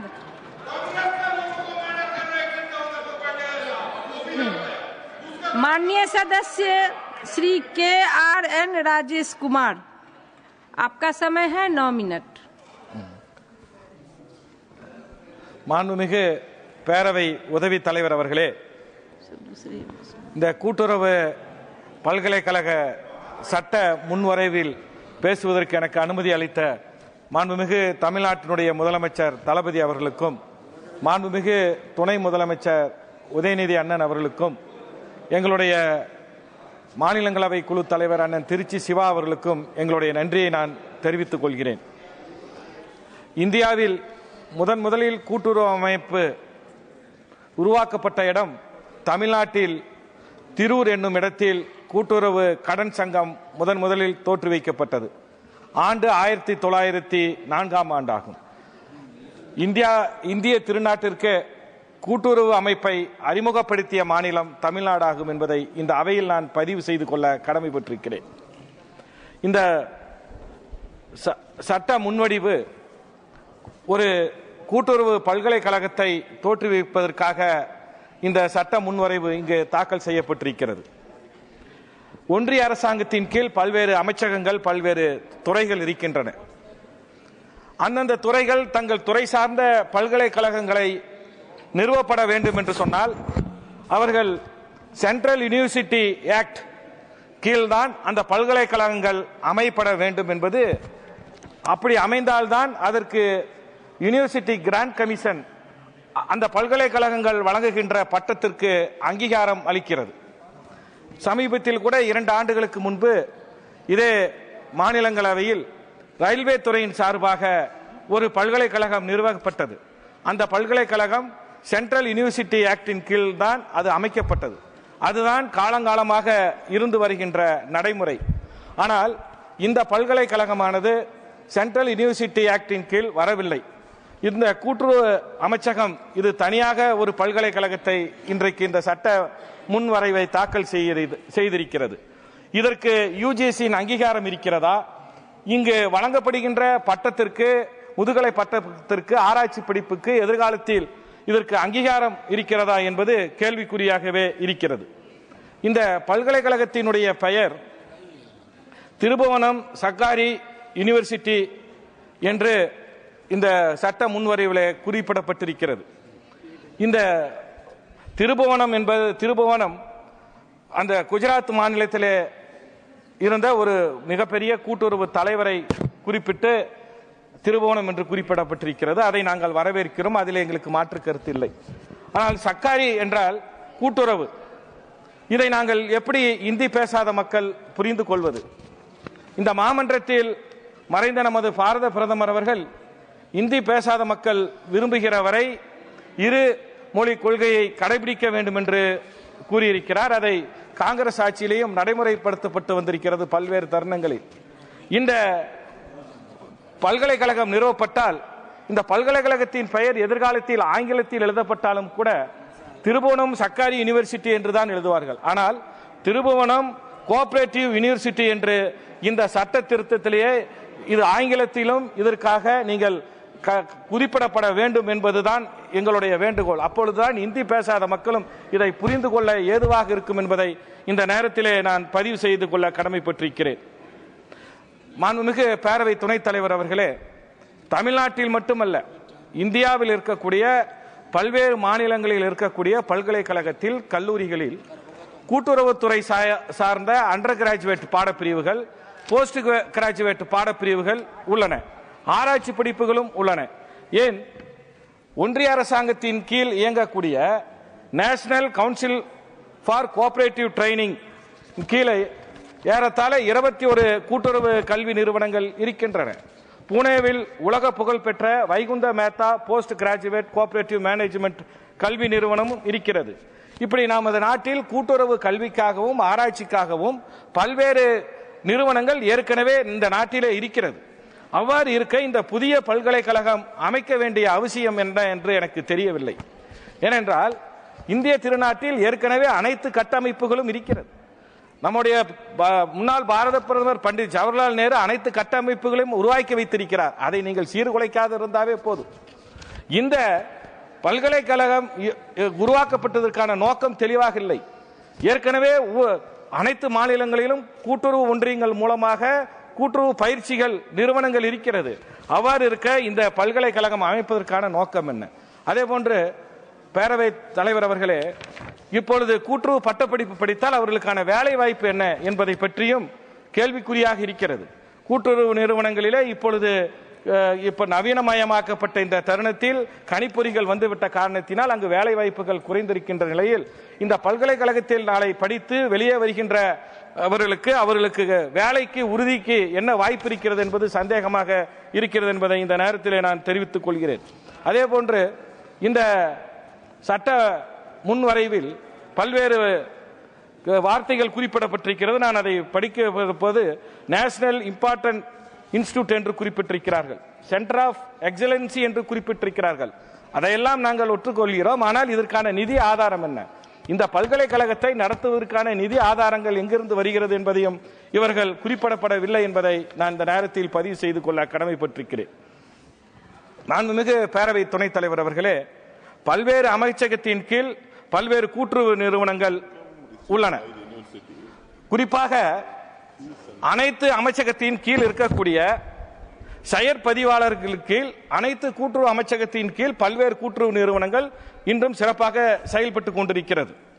கூட்டுறவு அமைச்சகம் என்பது கூட்டுறவு கொள்கை மற்றும் திட்டங்கள், கூட்டுறவு நிறுவனங்களுக்கு தேவையான நிதி உதவி மற்றும் எதிர்காலத்தில் அதனுடைய செயல்பாடுகளை வகுக்க வேண்டும். ஆனால் இப்பொழுது கூட்டுறவு அமைச்சகம் பல்வேறு அமைச்சகத்தின் கீழ் இருக்கக்கூடிய கூட்டுறவு நிறுவனங்களை தன்னுடைய நிர்வாகத்தின் கீழ் கொண்டு வருவதற்கு இந்த கூட்டுறவு அமைச்சகம் முயற்சி செய்கிறது. குறிப்பாக நான் இந்த அவையில் ஒன்றை பதிவு செய்து கொள்ள கடமைப்பட்டிருக்கிறேன். உங்களுக்கெல்லாம் நன்றாக தெரியும், இஃப்கோ இந்திய உழவர் உர கூட்டுறவு நிறுவனம், Indian farmer fertilisers cooperative institute corporation, இது மிகப்பெரிய ஒரு கூட்டுறவு நிறுவனம். இது சுதந்திரம் காலத்தில் இருந்தே இந்த இஃப்கோ நிறுவனம், கூட்டுறவு நிறுவனம், இந்த உர அமைச்சகத்தின் கீழ் under the ministry of fertilisers கீழும் கெமிக்கல் மினிஸ்ட்ரி கீழே தான் செயல்பட்டு வந்தது. ஆனால் இப்பொழுது அவசரமாக இந்த இஃப்கோ கூட்டுறவு நிறுவனத்தை கூட்டுறவு அமைச்சகத்தின் கீழ் நிர்வாகத்தின் கீழ் மாற்றியிருக்கிறார்கள். ஒரு துறை சார்ந்த கூட்டுறவு நிறுவனம் அந்த துறை சார்ந்த அமைச்சகத்தின் கீழ் இயங்குவதுதான் நேச்சர். அதுதான் ஒரு தொழில்நுட்ப ரீதியாக இருக்கக்கூடிய கூட்டுறவு நிறுவனங்கள் அந்த துறை சார்ந்து இருக்க வேண்டும். ஆனால் உர அமைச்சகத்திலிருந்து ரசாயன அமைச்சகத்திலிருந்து இஃப்கோவை இங்கு கூட்டுறவு அமைச்சகத்துக்கு மாற்றியதனுடைய நோக்கம் என்ன? அதே போன்றுதான் இதனால் என்ன பலன் ஏற்பட போகிறது? உர அமைச்சகத்தின் கீழ் இஃப்கோ செயல்பட்டாதான் அதனுடைய எதிர்காலத்தில் அதனுடைய சவால்களை சமாளிக்க முடியும்.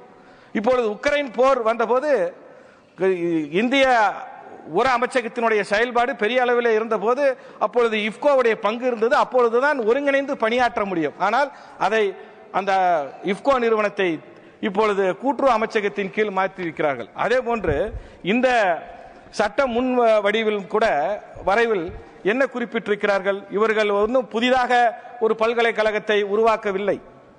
ஏற்கனவே கால்நடை, பால்வளத்துறை, மீன்வளத்துறையிலே கீழ் இருக்கக்கூடிய ஆனந்த் நகரிலே செயல்பட்டு வரக்கூடிய ஒரு ஏற்கனவே சிறப்பாக செயல்பட்டு வரக்கூடிய நேஷனல் ரூரல் மேனேஜ்மெண்ட் இன்ஸ்டிடியூட்டை தான் அந்த இன்ஸ்டிடியூட்டை இவர்கள் பல்கலைக்கழகமாக மாற்ற முயற்சித்து இந்த சட்ட முன்வரைவை இங்கு தாக்கல் செய்திருக்கிறார்கள்.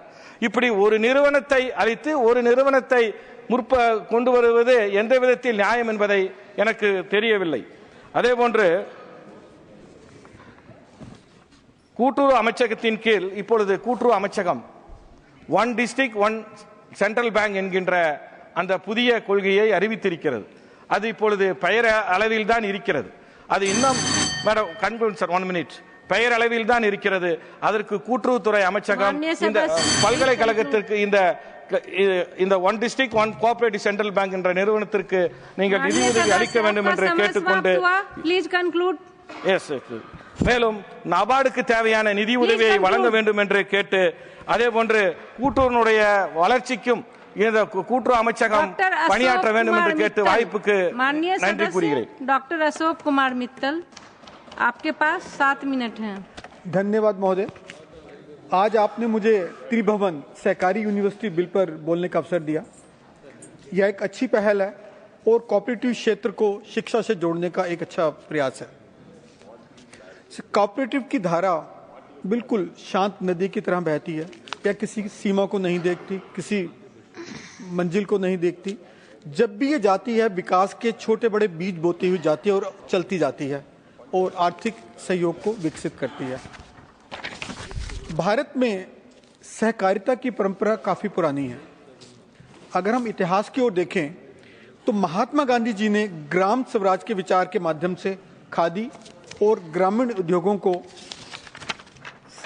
के थ्रू सहकारिता को बढ़ाया दिया और इससे आजादी की लड़ाई से भी जोड़ा। मतलब ये हमारे लिए इतना महत्वपूर्ण है। श्री त्रिभुवन भाई पटेल जी जैसे अन्य किसानों ने इसे आगे लाकर इस विचार को साकार किया और इस सहकारिता से जन्मी अमूल भारत ही नहीं बल्कि दुनिया का सबसे बड़ा डेयरी ब्रांड बन चुका है। आज मैं इस मौके पर वर्गीस कुरियन जी को भी नमन करता हूं कि जितना बहुत बड़ा योगदान उन्होंने कोऑपरेटिव मूवमेंट को बढ़ाने में भारत में दिया। यह विधेयक उस समय आ रहा है जब यूनाइटेड नेशंस 2025 को इंटरनेशनल ईयर ऑफ कोऑपरेटिव घोषित किए हुए है। हम जानते हैं कि आज भारत में 8 लाख से अधिक सहकारी समितियां हैं जिसमें 30 करोड़ सदस्य जुड़े हुए हैं। मतलब कि एक बहुत बड़ा सेगमेंट हमारी सोसाइटी का इस सेगमेंट से जुड़ा हुआ है। हम उम्मीद करते हैं कि यह बिल कोऑपरेटिव क्षेत्र के लिए वही कार्य करेगा जो आईआईटी ने इंजीनियरिंग के लिए और आईआईएम्स ने मैनेजमेंट एजुकेशन के लिए किया। पर यह तभी संभव हो पाएगा जब यह एक डायनामिक यूनिवर्सिटी बने, एक मल्टी डायमेंशनल यूनिवर्सिटी बने और एक इंटरडिसिप्लिनरी यूनिवर्सिटी बने। अब मैं कुछ बातें बिल के प्रावधानों पर करना चाहूंगा। क्लास 4 के तहत इंस्टीट्यूशन ऑफ रूरल मैनेजमेंट अनंत को एक विश्वविद्यालय के रूप में विकसित करने का प्रावधान है और इसका नाम त्रिभुवन सहकारी विश्वविद्यालय है। सरकार ने इसके लिए 500 करोड़ का फंड भी घोषित किया है। 500 करोड़ का फंड भी घोषित किया है। यह विश्वविद्यालय एक इंस्टीट्यूट ऑफ नेशनल इंपॉर्टेंस के रूप में घोषित किया जाएगा, जो कि एक अच्छा कदम है। इसके साथ साथ IRMA जो पुराना इंस्टीट्यूट चल रहा है उसको भी सेंटर ऑफ एक्सेलेंस घोषित किया जाएगा और उसकी ऑटोनॉमी को मेंटेन रखा जाएगा।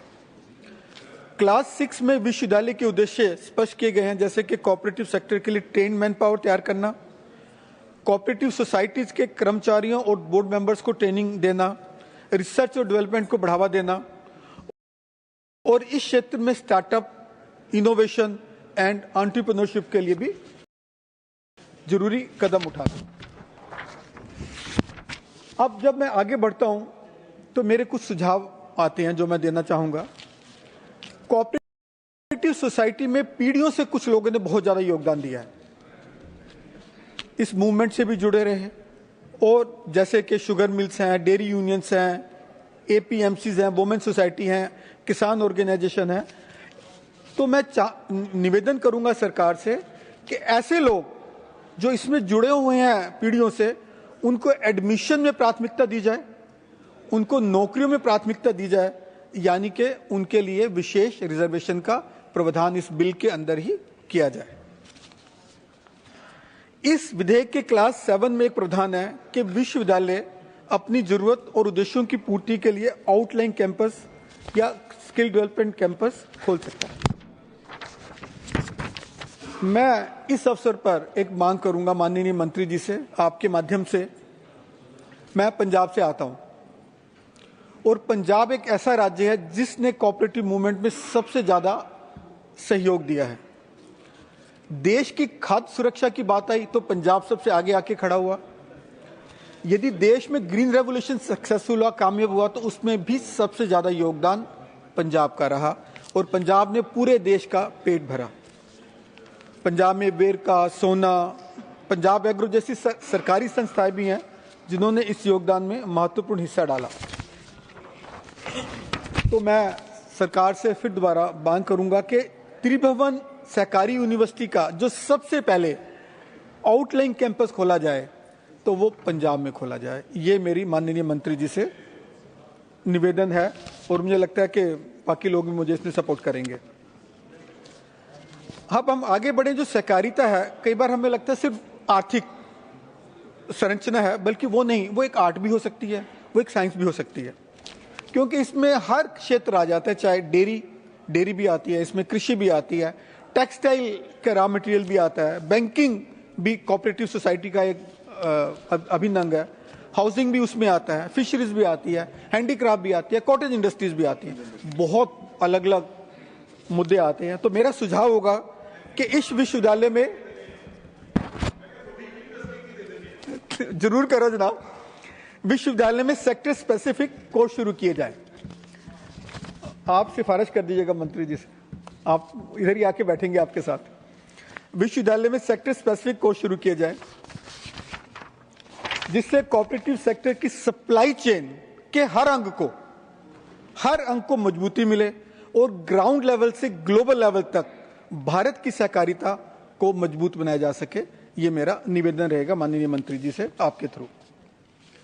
क्लास 9 में सरकार को कुछ एक्सेसिव पावर है, यहां तक कि यूनिवर्सिटी के किसी डिसीजन को भी, फैसले को भी रद्द कर सकती है।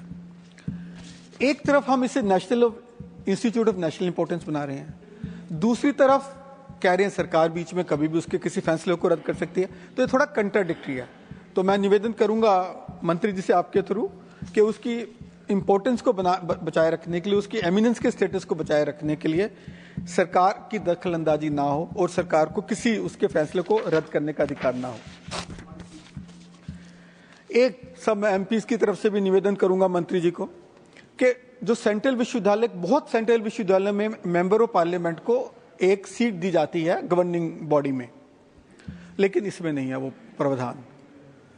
और हम में बहुत मेंबर पार्लियामेंट ऐसे होंगे जो कोऑपरेटिव मूवमेंट से जुड़े हुए हैं, जो किसान मूवमेंट से जुड़े हुए हैं, बस आधा मिनट जी, जुड़े हुए हैं, तो उनको इसमें सभी की मांग है जी।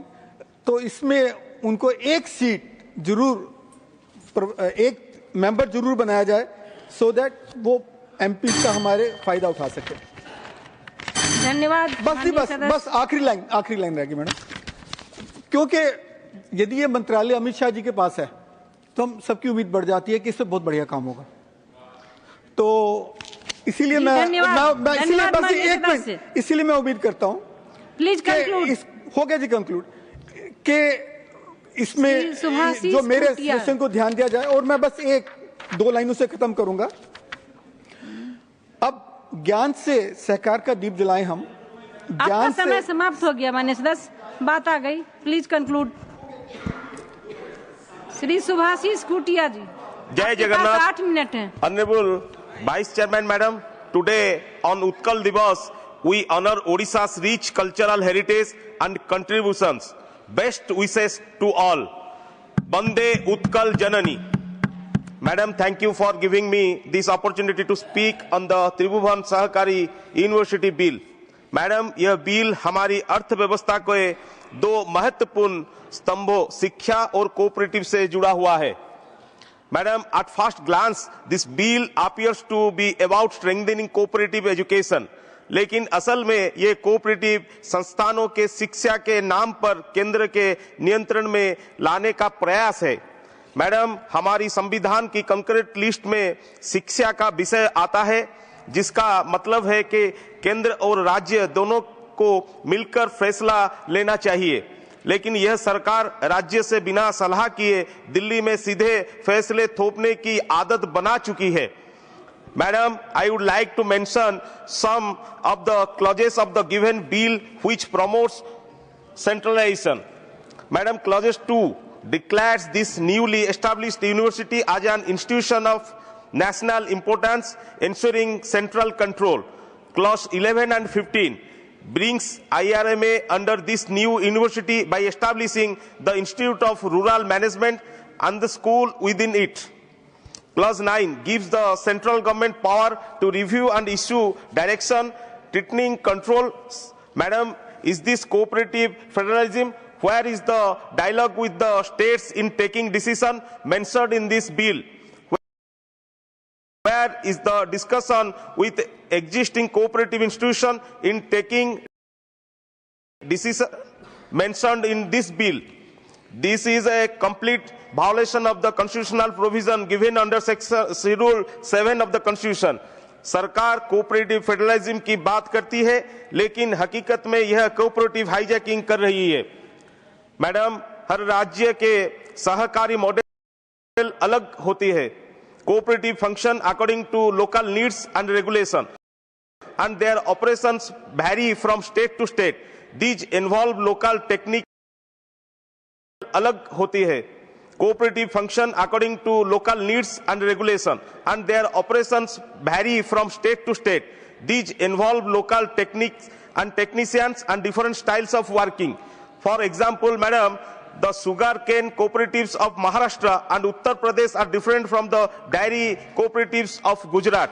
In Odisha, we have palm cultivation cooperatives, fisheries cooperatives, and Mission Shakti women-led SAG, each with distinct structures. सब अलग-अलग ढंग से काम करते हैं, madam. Yet this bill fails to recognize this variation and forces all cooperatives under one central framework, undermining the very essence of the decentralization, madam. Madam, IRMA was established with state participation and operates independently. But this bill takes the opposite approach, full central control. Why? This is not cooperative education. This is cooperative capturing, madam. Madam, अगर सरकार वास्तव में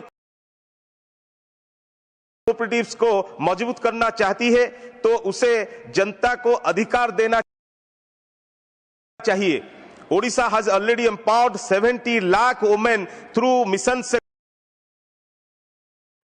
under leadership of our beloved leader Shri Naveen Patnaik ji, by giving them direct control over self-help groups, SAGs. Why is this government afraid of empowering the people? सरकार महिलाओं के empowerment के लिए ओडिशा में यूनिवर्सिटी क्यों नहीं स्थापित कर सकती, जबकि इसके लिए पहले से ही एक मजबूत स्ट्रक्चर मौजूद है। इसे बस थोड़ा बढ़ावा देने का जरूरत है, जिससे बड़े और प्रभावी परिणाम मिल सकती है। मैडम, सरकार इस विश्वविद्यालय का नाम त्रिभुवन दास पटेल जी के नाम पर रख रही है। He was the pioneer of India's cooperative movement. Tribhuvan ji Mahatma Gandhi के फॉलोअर थे। डिसेंट्रलाइजेशन, सहकारिता, सशक्तिकरण और स्थानीय उद्योगी पक्षघर थे, जबकि यह बिल विपरीत दिशा में जाकर सहकारी संस्थाओं की कंट्रोल दिल्ली को दे रहा है। Madam, it is good that government has proposed to set up this university. In this context, I want to say that Odisha is home to some of the largest and most vibrant cooperative movements in India. Mission Shakti, like Mission Shakti, Odisha's Jagannath Temple in Puri runs one of world's largest cooperative kitchens, serving lakhs of devotees daily. Traditional artisans, carpenters, painters, and cooks play a crucial role in Odisha's economy through cooperative frameworks. Why not establish a skill development university in Odisha to strengthen Mission Shakti, food processing cooperatives, and rural artisans, and empower women and people at large in a proper cooperative framework? Why not set a food craft institute in Puri? सरकार यदि cooperative education को मजबूत करना चाहती है तो ओडिशा को प्राथमिकता देना चाहिए। मैडम, ओडिशा में 40% SC/ST आबादी है। भारत के कुल खनिज उत्पादन में ओडिशा का योगदान 50% है, लेकिन लाभ किसे मिलता है? Not the tribal people who live on this land and who are the true owner of these resources, but a handful of corporate players. क्यों? अपना जमीन, उनका खनिज और फायदा किसी को. The biggest reason for this exploitation is the rise of mine developer and operators, private farms that act as middlemen, reducing tribals to mere daily wage laborers on their own land. क्यों हमारे आदिवासी भाई बहनों अपने ही जमीन पर एक मजदूर की तरह काम करें और कॉर्पोरेट अरबों रुपए का मुनाफा कमाए? हमें एमडीओस के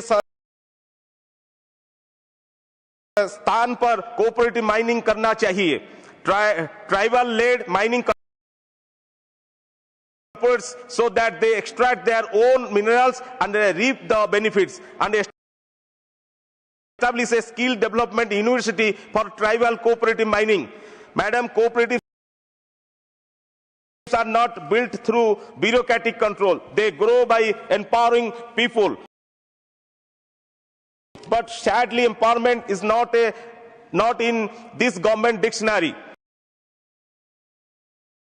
मैडम, भारत में लगभग 8 लाख कोऑपरेटिव्स है, जिनके 30 करोड़ से अधिक सदस्य है. हर 5वां भारतीय किसी न किसी सहकारी संस्था की हिस्सा है. 75 वर्ष में भारत को पहले बार एक सहकारी विश्वविद्यालय मिलने जा रहा है. This is a historical movement madam. If this bill is to serve its true purpose, it must ensure academic and financial autonomy for the university, respect the role of states in cooperative education, support decentralized cooperative education models, encourage participatory governance, not bureaucratic interference, should take help from the local regional college, which will bring expertise from all sectors, including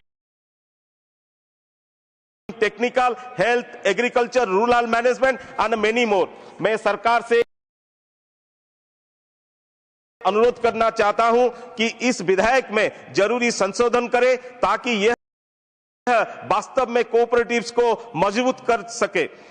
madam, अंत में मैं ये कहना चाहता हूं कि नींव के बिना इमारत टिकती नहीं है और बिना जनभागीदारी विकास दिखाता नहीं है. यह बिल अगर रोशनी है तो प्रकाश हर जगह पहुंचना चाहिए, ना कि सिर्फ दिल्ली के दरबार में झलकना चाहिए.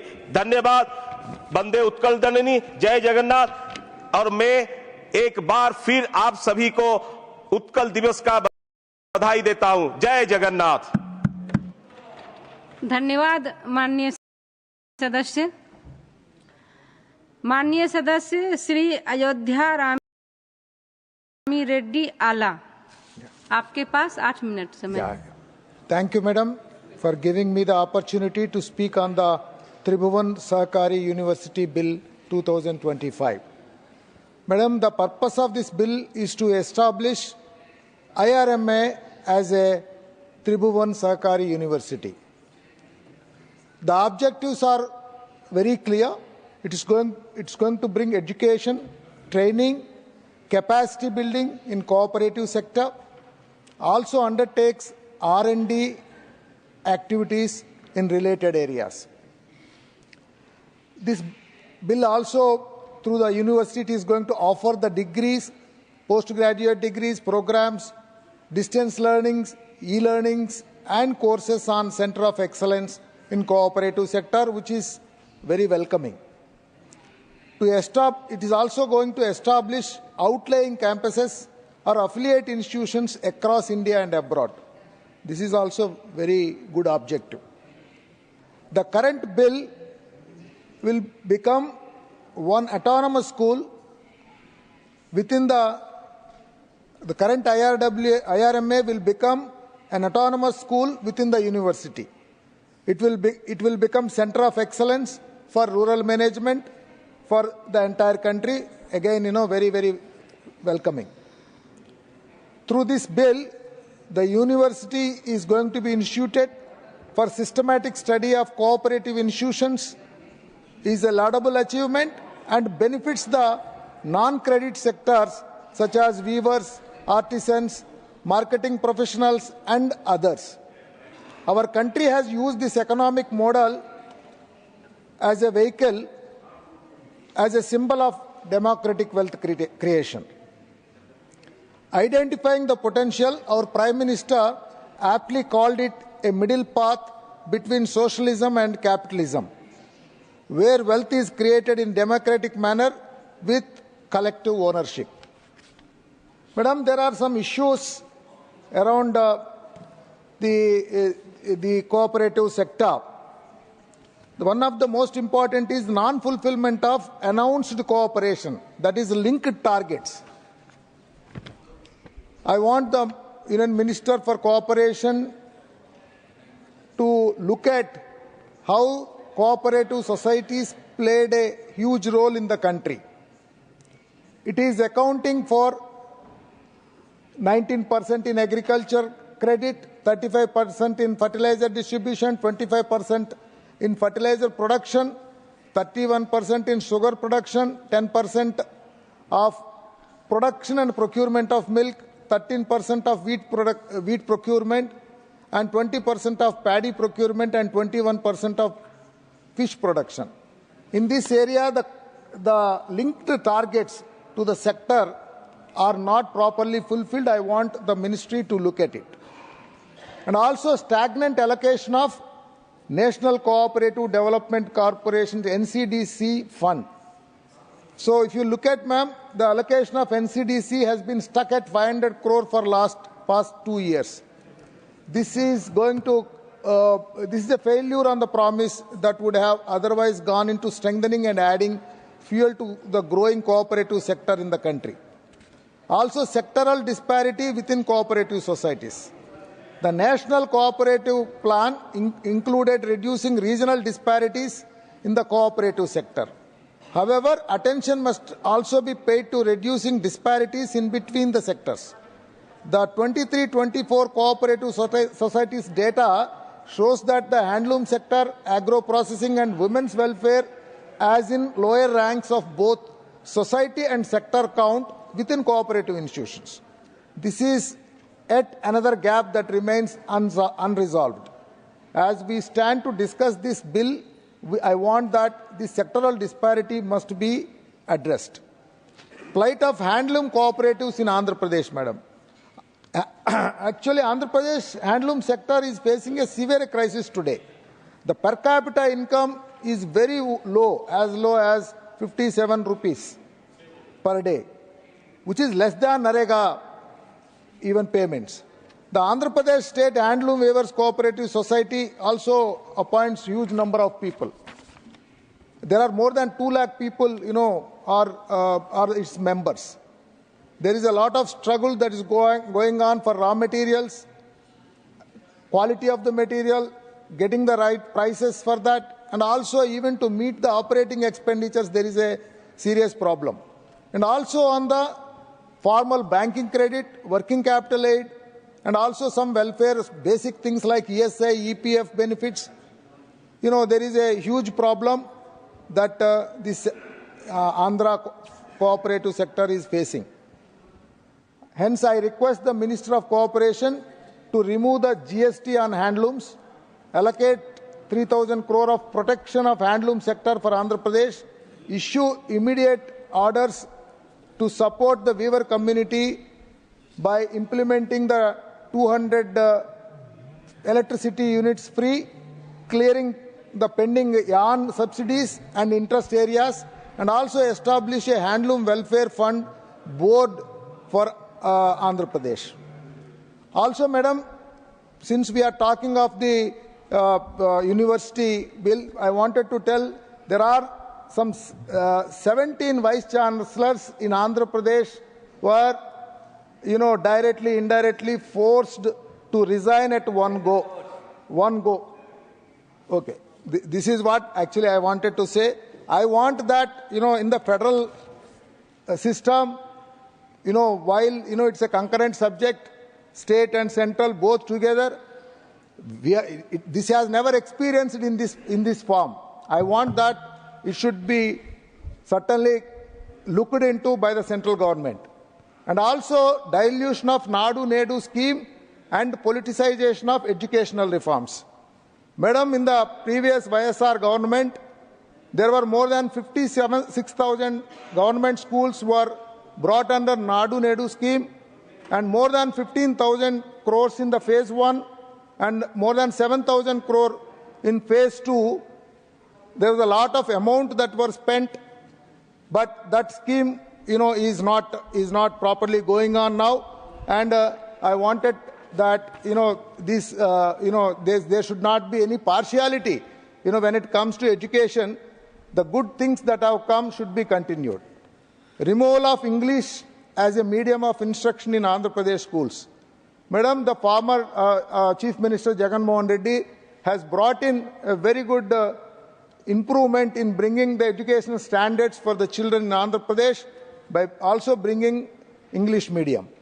So that particular thing, has brought the children to go on to the global platforms to become very strong leaderships, including the best of the institution CEOs have come up, are coming up in the time to come. Madam, I wanted to tell you this bill is a very, very good bill. Need to look at, Government of India. I wanted to say that we support this bill. Look at strategizing, structuring, and also key deliverables for implementation.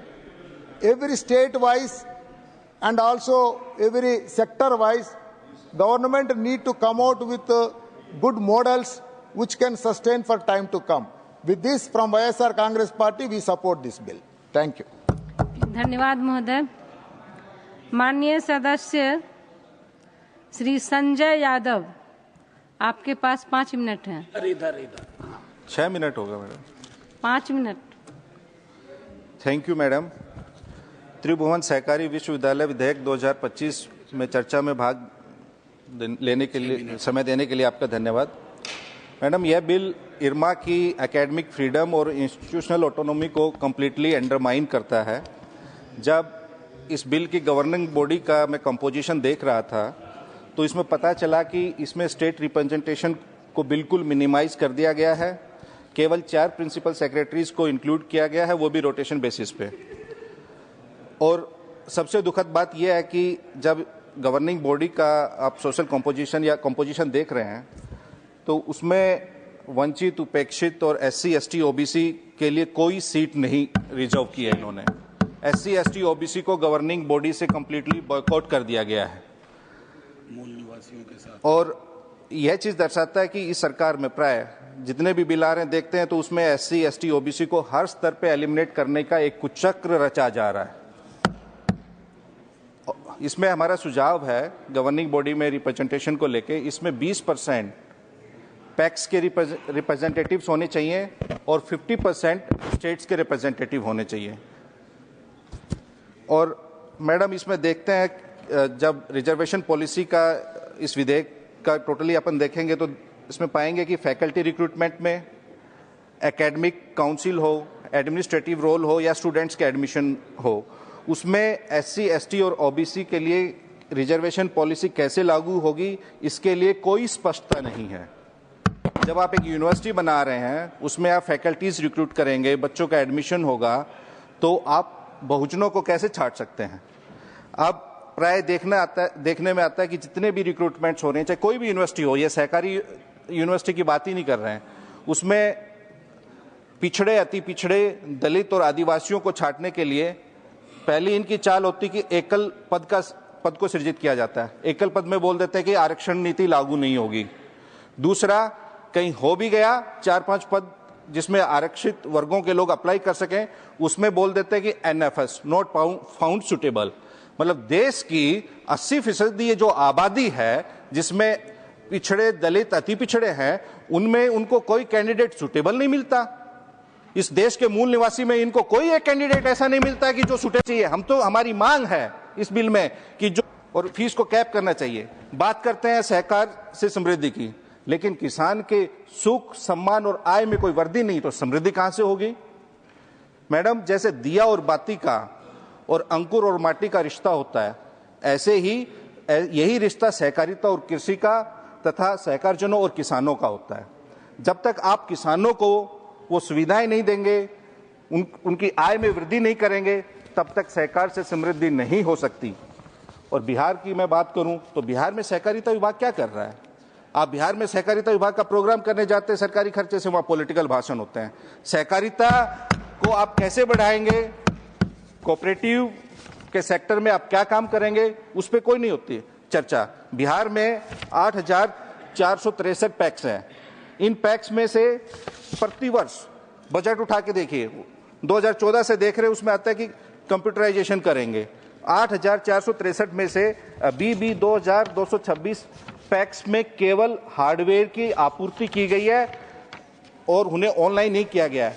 Bihar में PACS computerisation के नाम पे सिर्फ hardware डिब्बों में बंद है, कहीं कोई ट्रेनिंग भी नहीं दी गई है, कुछ ऑनलाइन भी नहीं हुआ, वो हार्डवेयर लगाया भी नहीं, CPU और मॉनिटर को भी नहीं जोड़ा गया है अभी। तो बिहार की हम बात करें तो आप ये बताइए, बिहार में कमर्शियल बैंकों की हम स्थिति अगर देखें तो बिहार में KCC के तहत कितना लोन दिया गया है, कैसे समृद्धि होगी सहकारिता से? और बिहार का जो CDR क्रेडिट डिपॉजिट रेशियो है देश में सबसे कम है। मतलब ये बिहार के किसानों से और लोगों से पैसा लेके वहां जमा करा लेते हैं, लेकिन बिहार के लोगों को ऋण नहीं देते हैं, कर्जा नहीं देते हैं। कर्जा कहां देते हैं? बिहार के बाहर के लोगों को, और फिर उस कर्जे को नीरव मोदी और मेहुल भाई लेके भाग जाते हैं और बिहार के लोग मुंह ताकते हैं। तो जो CDR रेशियो है उसको, और ये गति शक्ति यूनिवर्सिटी भी गुजरात में चली गई, सहकारिता जो इरमा था वो भी चला गया, तो बिहार में भी तो मैडम कुछ होना चाहिए। सहकारिता इतने MP हैं वहां से, तो वहां भी कोई यूनिवर्सिटी आप दे दीजिए। सहकारिता भी गति शक्ति भी चली गई, तो बिहार का जो साख अनुपात है वो 50% है, जो कि राष्ट्रीय औसत से बहुत कम है। साख जमा जो 58% है, राष्ट्रीय औसत से बहुत कम है। और कितना दुखद है कि बिहार में KCC लोन के अंतर्गत केवल 12% किसानों को कर्ज मिलता है, कृषि ऋण मिलता है। पशु एवं मत्स्य पालन क्षेत्र में तो और भी बुरा हाल है। यह हाल तब है जब बिहार के लोग NPA नहीं करते हैं, मतलब बिहार के लोग कोई डिफॉल्ट नहीं करते हैं, फिर भी लोन नहीं देते हैं। अरे भाई, मैं तो बिहार के बारे में बोल रहा हूँ। माननीय सदस्य, आप सही आंकड़ा बोलें। और माननीय सदस्य बैठ जाएं। मैडम, मैं मांग करता हूं कि बिहार में सहकारिता यूनिवर्सिटी नहीं, आप दूसरी यूनिवर्सिटी दीजिए। सब कुछ गुजरात में ही नहीं, गुजरात महात्मा गांधी जी के नाम से ही गुजरात को जाना जाता है, लेकिन बिहार महात्मा गांधी जी की कर्म भूमि भी रही है, वहां भी आप कुछ ध्यान दीजिए। शुक्रिया। माननीय सदस्य डॉक्टर मोहम्मद तंबी दुड़े, आपके पास 4 मिनट है। Not Mohammed, sorry, doctor M Thambidurai. Leader Thiru Edappadi Palanisamy, I rise to participate in the discussion. Madam, this bill seeks to establish the Institute of Rural Management on Anand, Gujarat, as a Tribhuvan Sakhari University, which is now Research Society. Madam, the university is going to provide education, training, and capacity building cooperative sector, will undertake research and development activities. The object of the university is that is the research and development is more important, not only selling the degrees. What is happening in India, most of the private universities and deemed universities, they are only selling the degrees, not considering research and development. I want to bring notice. Now we are speaking about the cooperation. Madam, cooperation, always DMK said federal cooperation. I want to know whether there is any cooperation from DMK government, rule government and central government. I don't know. There is no cooperation. How the development Tamil Nadu will take place? There must be a cooperation in that. And not only cooperation in the government side. There is no cooperation between the governor of Tamil Nadu and Tamil Nadu minister, Tamil Nadu chief minister. There is no cooperation there also. In appointing the Vice Chancellor, Madam, because we are discussing about the university. University means Vice Chancellor head of the university. Without Vice Chancellor, how can we run the university at all? True. In Tamil Nadu, 9 universities No vice chancellors. Oh. I was also professor, madam, teaching the Anna University, where that Anna University, no vice chancellor now. That is where that one kind of lady molestation took place in Anna University. What action is taken? This is a very shame. Madam, next time, come to the point. Sir, first of all, I want to say, madam, regarding the university guidelines, university UGC, please, UGC has provided the guidelines how to appoint the vice chancellor. Now I have objection. The present UGC is going to bring 2025 without the nomination of the state government. It's against the federal setup. I am protecting that. Because I was also education minister. At that time, I had the role to nominate from government side, one was selecting a committee member, select vice chancellor. But madam, this is, now I am telling, because Digvijay Singh said in his speech, vice chancellor not appointed in Tamil Nadu, Kerala, so many things. Who is responsible for this? Congress is the responsible for this. 2010 UG regulation, 2010 UGC regulation stipulated there must be a nominee from the UGC. Who did it? Congress did it. Who was at that time? DMK is the partner of the government. Therefore, they at that time accepted this kind of regulation to have a nominee from the UGC. Still that regulation is there. Therefore, governor is asking, why you are the government state government rejecting to put a UGC nominee? Why? What is the problem for them? Let them put a UGC nominee and select the vice chancellor. 2010, this regulation brought by UPA government, DMK and Congress. Who is responsible? Therefore, this kind of system happening in Tamil Nadu means how they conduct the convocation. Madam, because of the no vice chancellor, there is no convocation or not taking properly. Madras University, no vice chancellor, reputed university. Anna University, no vice chancellor, there is that. Like so many universities. So due course of another 1 year, I don't think no appointment will be taken other university because of the failure of the DMK government not cooperating with the central government as well as with the governor to solve this problem. This is the basic problem. Please, because this is also because education has come to the concurrent list. How it has come? This education has come to a concurrent list because of the emergency period. Srimati Indira Gandhi, Prime Minister, she brought the education from the state subject to concurrent list. That is why they are suffering now. 18 years they were ruled. They never bothered to remove this kind of thing. I am once again telling, Tamil Nadu is suffering without vice chancellor of many universities. Let the some kind. Please conclude. आपका समय समाप्त हुआ माननीय सदस्य. आप बैठ जाओ. श्री माननीय सदस्य श्री अब्दुल बहाव. Thank you ma'am. आपके पास 3 मिनट हैं. Oh, thank you very much for giving me 3 minutes with your courtesy. This university, I was proposing in the last year about this one. So I congratulate Amit Shah ji. At least hearing my one out of these 18 years, I got one chance to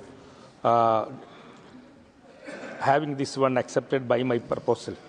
But the only problem is it is very good. Everything is good. Name and place is little problem for us. We don't have anything against him, but only thing is not George Kurian, our Varghese Kurian. You know the Varghese Kurian, everybody. If it was in Kerala, in his name, it was wonderful. That is only my regret. But in Kerala, there are a lot of, there in Gujarat only one Anand. But in Kerala, so many Anands. So many Anands. You can name ULCC, Kudumbashree, so many. So we are not having aims. We are not getting that. Nothing, no national sort of institutions are not coming. I don't know, without the cooperation of Kerala government with the governor, that also we accepted now. New governor, our Pinarayi Vijayan is sitting together always.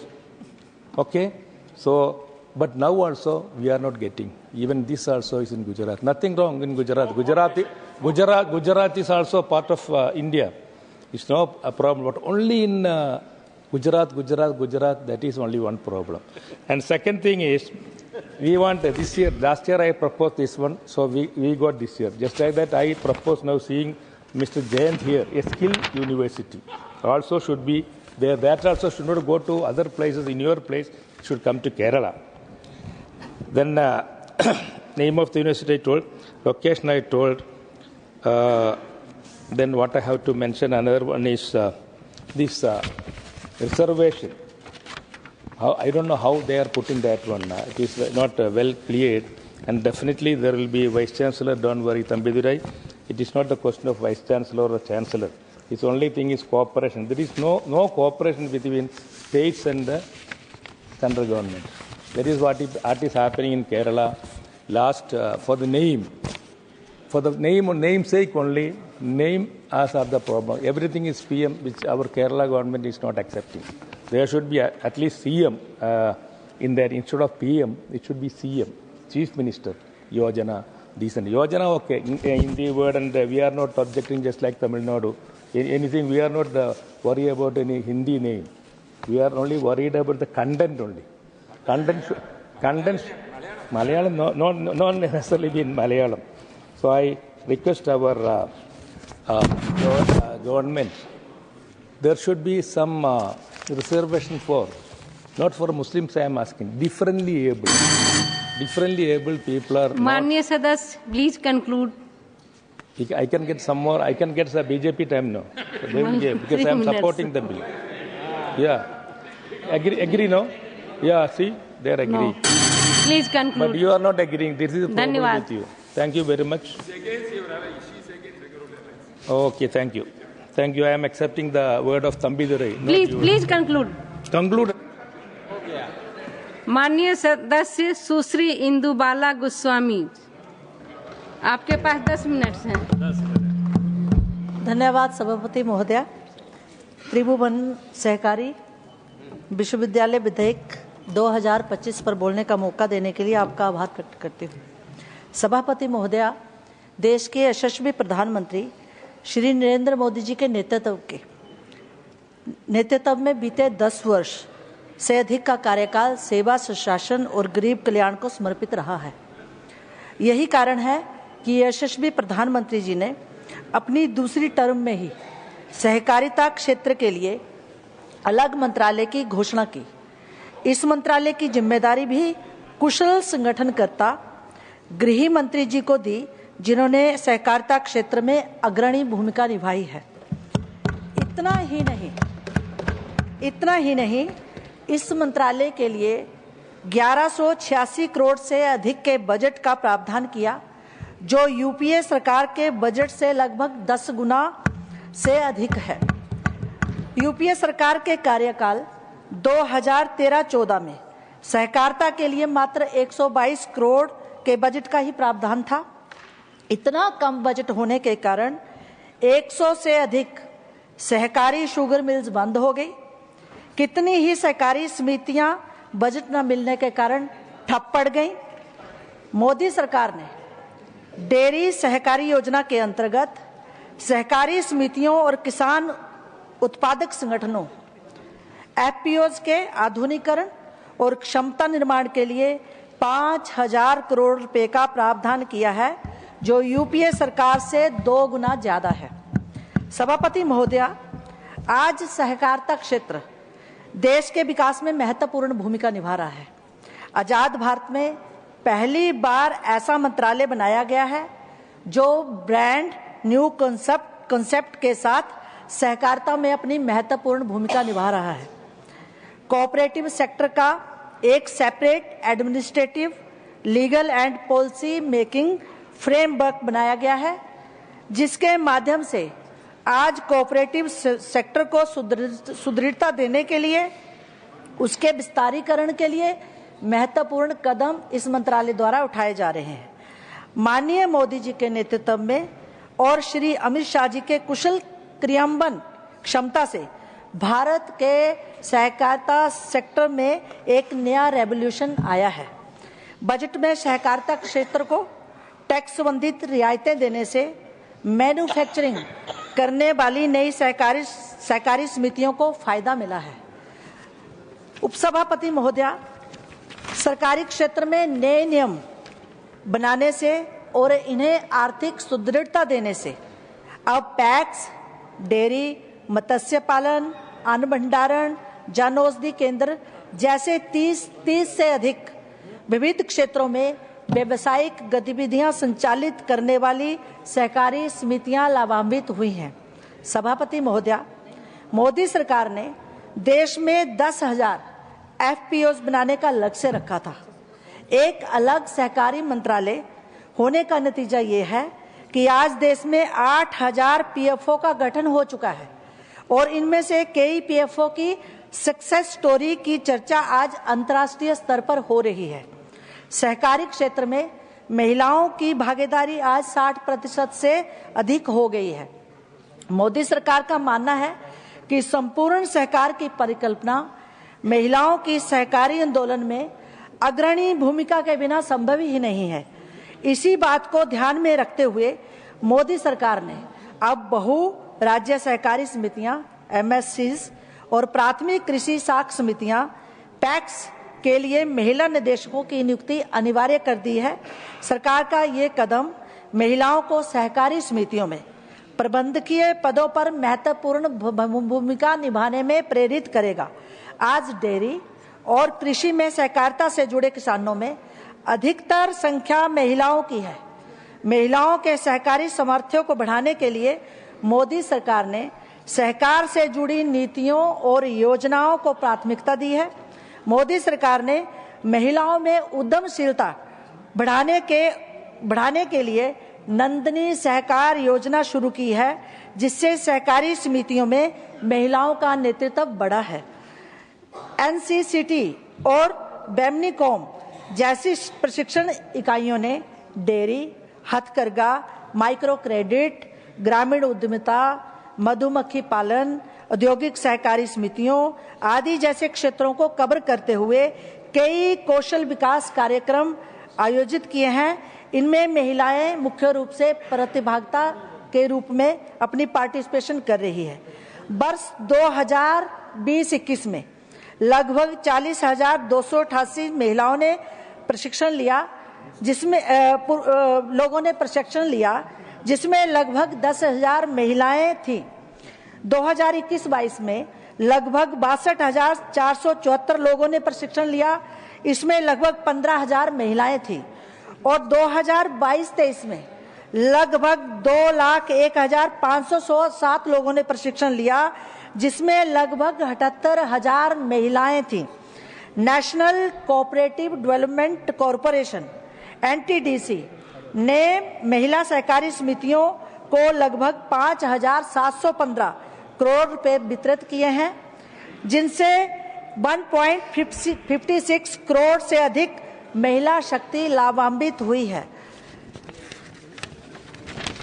उपसभापति महोदय, जन औषधि केंद्र जो आज गरीब व मध्यम वर्गीय परिवारों के स्वास्थ्य के सुविधा स्रोत बन रहे हैं, आज सहकारिता मंत्रालय पैक्स के माध्यम से जन औषधि केंद्रों को बढ़ावा दे रही है, जिससे एक तरफ आम नागरिकों को बेहद सस्ती जेनरिक दवाइयों का लाभ मिल रहा है, वहीं ये पैक्स भी आर्थिक का स्रोत बन रहे हैं। सभापति महोदय, सहकारिता को लेकर संविधान निर्माता भी कितने गंभीर थे, इस बात का अंदाजा आप इसी बात से लगा सकते हैं कि इसे संविधान के फंडामेंटल राइट्स के अंतर्गत आर्टिकल 19 में दर्शाया गया है। DPSP के 43B और भारतीय संविधान के पार्ट B में भी इसे निर्देशित किया गया है, क्योंकि पुरातन समय से ही भारत के आर्थिक विकास का ढांचा सहकारिता पर निर्भर रहा है। इतिहास गवाह है कि जब भी देश पर कोई आर्थिक संकट आया तो इन सहकारी समितियों ने आगे बढ़कर देश को इस संकट से उबारने में बेहद महत्वपूर्ण भूमिका निभाई है। सहकारिता सेक्टर ने निर्बल, निर्धन, गरीब, पीड़ित, शोषित लोगों के जीवन में बहुत अहम भूमिका निभाई है। जो लोग सिस्टम को नहीं समझते उनके लिए एक दूसरे की मदद करके, एक दूसरे का हाथ पकड़ के आगे बढ़ने का नाम ही सहकारिता है। सभी जानते हैं कि अमूल भी इसी आंदोलन से निकला है, जो आज डेयरी प्रोडक्शन व्यापार में अमूल ने एक अमिट छाप छोड़ी है। इसी क्षेत्र में मदर डेयरी भी महत्वपूर्ण भूमिका निभा रही है। खादी को आज भारतीय सहकारी समितियों ने भारत में ही नहीं विश्व में भी उच्चतम शिखर पर पहुंचा दिया है। आज देश में 8 लाख से अधिक सहकारी समितियां हैं जो कृषि, मत्स्य, डेयरी सहित न जाने कितने क्षेत्रों में काम कर रही हैं। और अगर संख्या के हिसाब से देखें तो आज हम विश्व के सबसे बड़े सहकारी समूहों में शामिल हैं। हर दूसरे घर का कोई ना कोई सदस्य किसी न किसी रूप से सहकारिता से जुड़ा है। अध्यक्षा महोदया, सहकारिता सिर्फ मुनाफा कमाने का साधन नहीं है, बल्कि मानवता के विकास का भी रास्ता है। भारतीय संस्कृति के साथ साथ पारिवारिक व सामाजिक जीवन के विकास का भी मूल मंत्र है। यही कारण है कि आज भारत की सहकारिता क्षेत्र में 60% भागीदारी है। इसका अंदाजा आप इस बात से लगा सकते हैं कि कृषि वितरण में 29%, कृषि क्रेडिट में 30%, उर्वरक वितरण में 35%, उर्वरक उत्पादन में 25%, चीनी उत्पादन में 35%, दुग्ध उत्पादन में 15%, गेहूं उत्पादन में 13%, दलहन में 20%, मत्स्य उत्पादन में 21% योगदान सहकारी क्षेत्र से आता है।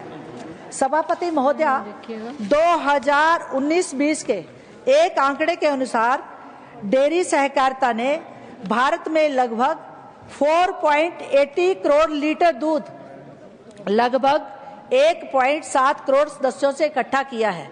इससे ही आप अंदाजा लगा सकते हैं कि सहकारिता कितने लोगों को प्रभावित कर रही है। इस सब के बावजूद इस क्षेत्र को यूपीए सरकार ने हमेशा अनदेखी की, जिसके कारण स्टैंडर्ड मानकों, कौशल, गुणवत्ता और प्रोफेशनलिज्म की कमी से यह क्षेत्र पिछड़ता गया। आज सहकारी क्षेत्र। माननीय सदस्य, प्लीज कंक्लूड। आपका समय समाप्त हुआ। हाँ? 10 मिनट बोलते जाइए ना। क्या बोल रहे? Please conclude. आज सहकारी क्षेत्र भारत की ही नहीं विश्व की अर्थव्यवस्था में भी महत्वपूर्ण भूमिका निभा रहा है, जिसको ध्यान में रखते हुए आज जर्मनी, केन्या, कोलंबिया, स्पेन में सहकारी विश्वविद्यालय बने हैं। त्रिभुवन सहकारी विश्वविद्यालय विधेयक। टाइम हो गया आपका समाप्त। मेरे को 15 मिनट है। 10 मिनट है। बोलते रहो ना, छोड़ो। 10 मिनट थे। 10 मिनट थे। विधेयक 2025 लाकर मोदी सरकार ने, इसमें 10 मिनट ही लिखा हुआ है। जी धन्यवाद। माननीय सदस्य Shri GC Chandrashekhar,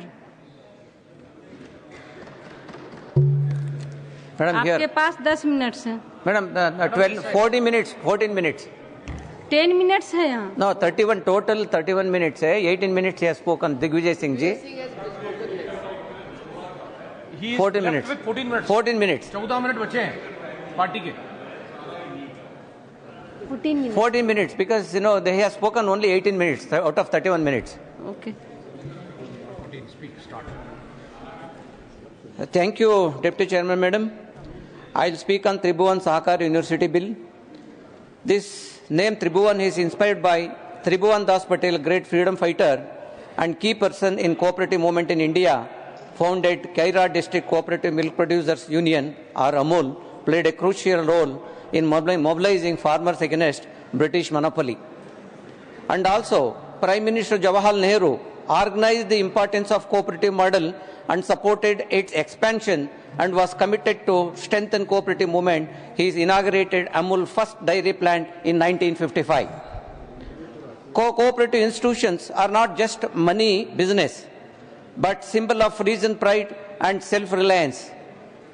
Same like Amul, I proud to say, in my state, our Nandini, Karnataka Milk Federation, KMF, is second largest dairy cooperative in India. Started with 4 crores in 1975. Today, it has reached around 27,000 crores. With 15,210 village-level cooperative dairies, in that, out of that, 4,340 cooperative dairies run exclusively by women. This is the women empowerment in rural area, madam, where approximately 27 lakh farmers supply milk daily, around 1 crore liters of milk procured by the government by giving around 1,800 crores annually subsidy. Madam, why I mentioned Nandini here, during the Northeast Cooperative Dairy Conclave in Guwahati, our Home Minister stated that 5 multi-city dairy cooperatives would be merged with Amul by advocating one nation, one society to favor Amul. Madam, this is against the federal cooperative system of the country. That decision like this should not be encouraged. How much Amul is imported to Gujarat? In the similar way, Nandini is pride of our 7 crores Kannadigas. At any cost, at any moment, we will not allow to merge Nandini with any other societies. For your kind information, Karnataka is the first state in the country to start Agriculture Credit Cooperative Society in 1905 in a very small village called Kanaginahal of Gadag district under the leadership of Sri Siddanagowda Sanna Ramegowda Patil, who is recognized as a father of cooperative movement in Karnataka.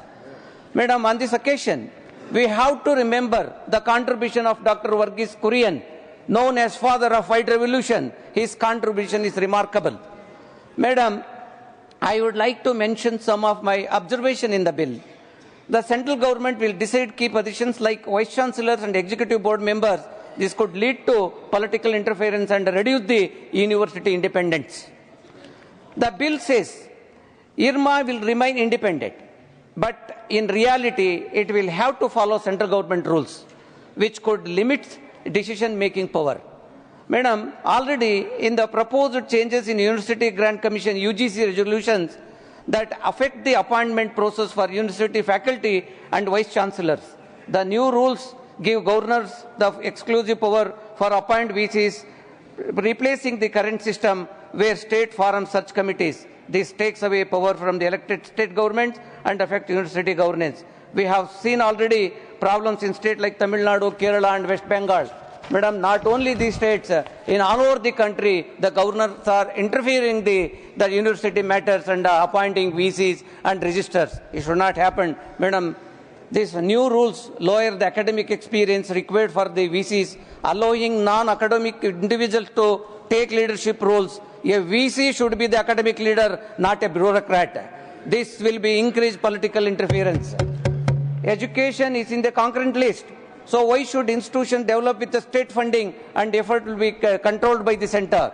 The university is being set up in Gujarat, while states like Maharashtra, Kerala, Karnataka and Tamil Nadu with strong cooperative sectors being ignored.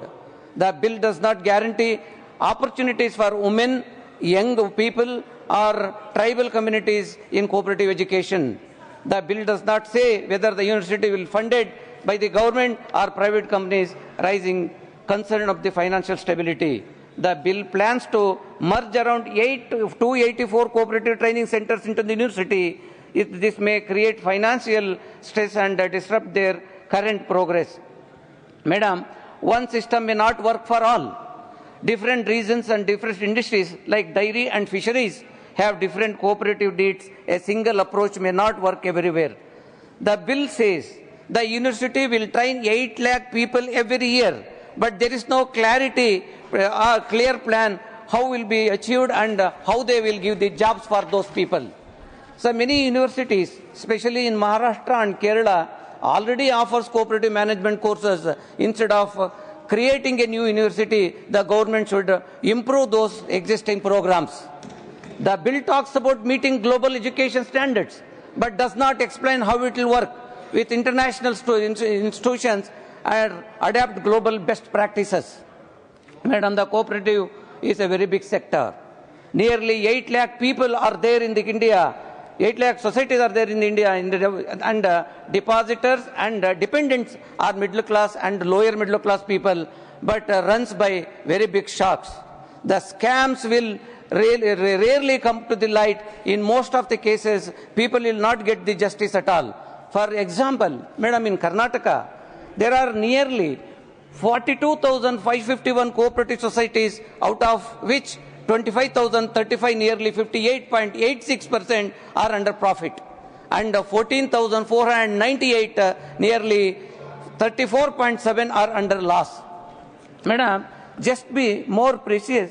I will give one example. In one assembly constituency in Karnataka, Bengaluru, known as Basavanagudi, there are 5 cooperative banks, namely Guru Raghavendra Cooperative Bank, Vasishta Cooperative Bank, Sauharda Cooperative Bank, Nagaratna Cooperative Bank, and Guru Sarvabhauma Cooperative Bank. These all 5 bank scam affected 2 lakh innocent depositor families. 90% of the people deposited their retirement fund meant for their livelihood and health care. Due to this distress, many depositors lost their life. Even though the state government has given the cases to CBI, but CBI is not taking up the investigation to provide justice. Who will hear the cry of these common people, Madam? Madam, I'll say one thing. In these cooperative banks, most of the people, politicians, irrespective of the political party, I'm telling you, all the politicians and politician relatives, they have taken the loan. Not a small loan, Madam, 100 crores, 150 crores. After 10-15 years, they have not paid the interest, even interest. This all accumulated, and also this money, they are not paid back. Madam, now those people who they are deposited, those people are getting full money or not. But at least these people who cheated the bank, who cheated those people, because they have to punish them. I'll urge the government through you, they have to take a necessary action against them. Madam, then one part of the cooperative sector is suffering due to the malfunction of the system. Lastly, I quote Sakar se Samruddhi. Madam, this name is very beautiful. Really, I'm telling you. All the captions for the programs names, BJP gives very fancy names. And also they market it very well. Wherever this program, whether this program will reach people or not, but names will become very famous. As you know that, Madam, most of the programs are not new programs. It was there earlier also. They rebranded. So, for example, National Manufacturing Policy in 2011, Make in India in 2014, National E-Governance Plan, Digital India in 2015, Rashtriya Saumya Swasthya Bima Yojana, that is 2008, Ayushman Bharat in 2018, Nirmal Bharat Abhiyan 2012, Swachh Bharat Abhiyan in 2014, Rajiv Awas Yojana in 2009, Pradhan Mantri Awas Yojana in 2015. Sir, I'll tell you, this central government will give only 2 lakh rupees to the state government. State government will give 5 lakhs rupees to the house, each house. But state government will not take the advantage or credit. But the central government, just giving a 2 lakhs rupees, they taking credit like anything. Out of this, the state government will give 5 lakhs rupees, central government is only giving 2 lakh rupees. On that, they are charging 18% GST. Totally, they will collect 18 into 7. So that around 1,26,000 rupees they have collected back. They will get only the central government contribution will be only 75,000, but they will take the credit like anything. Sir, this is the position how BJP will take the credit. So National Girl Child Day program, Beti Bachao, Beti Padhao, just got the name, just name got changed. Situation has not got changed, sir. Sir, from 2014 to 2022. Total approximately 2,99,520 rape cases were reported across India as per the NCRB data. So for the program between 14 to 15 to 19 to 20, 848 crores were allocated and released was only 6 to 22 crores. In this, nearly 78.91% just went for publicity purpose. Just imagine, sir, publicity, how they are issuing spending the money. Sir, सिर्फ नाम बदलने से काम नहीं होगा, sir. असली काम, the program has to reach the people. Then only it will happen. Sir, this university also should be useful to the people. not for only publicity sake. Sir, protect university autonomy, uphold federalism, and respect the needs of aspiration of the each state, because state and center, they have to work hand to hand. And they should not take away the power from the state. It is not correct. So since we are living in a federal system, the center has to support state government. Thank you very much, sir. Next, honorable members, Nadimul Haq. Sir, I rise today on behalf of the All India Trinamool Congress to share my observations on the Tribhuvan Sahakari University Bill 2025. This bill, much like many of the government's recent initiatives, is long on grand promises but short on real solutions. We are being told that this university will revolutionize cooperative education and create employment, but in reality it does neither. Instead, it is yet another attempt by this government to centralize power, divert resources from real priorities, and mislead the people with hollow assurances. Institute of Rural Management Anand, IRMA's administrative and academic autonomy will be subjected to framework specified by the union government. The bill's provisions might erode the work of the cooperative movement, which thrives on decentralized and self-governing principles. If IRMA's autonomy can be overridden, it sets a precedent for other autonomous institutions to be similarly absorbed into centralized frameworks. The spirit of cooperatives has always been one of local autonomy and community-driven decision-making. Cooperatives thrive when farmers, small traders, and local stakeholders are in control. But time and again, this government has shown its deep distrust of decentralized governance. From the GST regime to the amendments in the cooperative banking laws, and now with this bill, the pattern is clear. The BJP government wants to bring everything under the control of the union, leaving no room for states or local bodies to make decisions. This bill is yet another example of how cooperative federalism is being steadily dismantled, replaced by a command and control approach that weakens the very institutions it claims to support. This bill is one which was rushed through without sufficient consultations with key stakeholders. Moreover, what have you done on education? 1 out of 3 sanctioned Eklavya schools are not functional. Funds for states like West Bengal are stopped because we don't accept the name PM Shri. In 2023, the union government was supposed to give 1,750 crores to West Bengal under the Samagra Shiksha mission. However, only 310 crores has been released so far.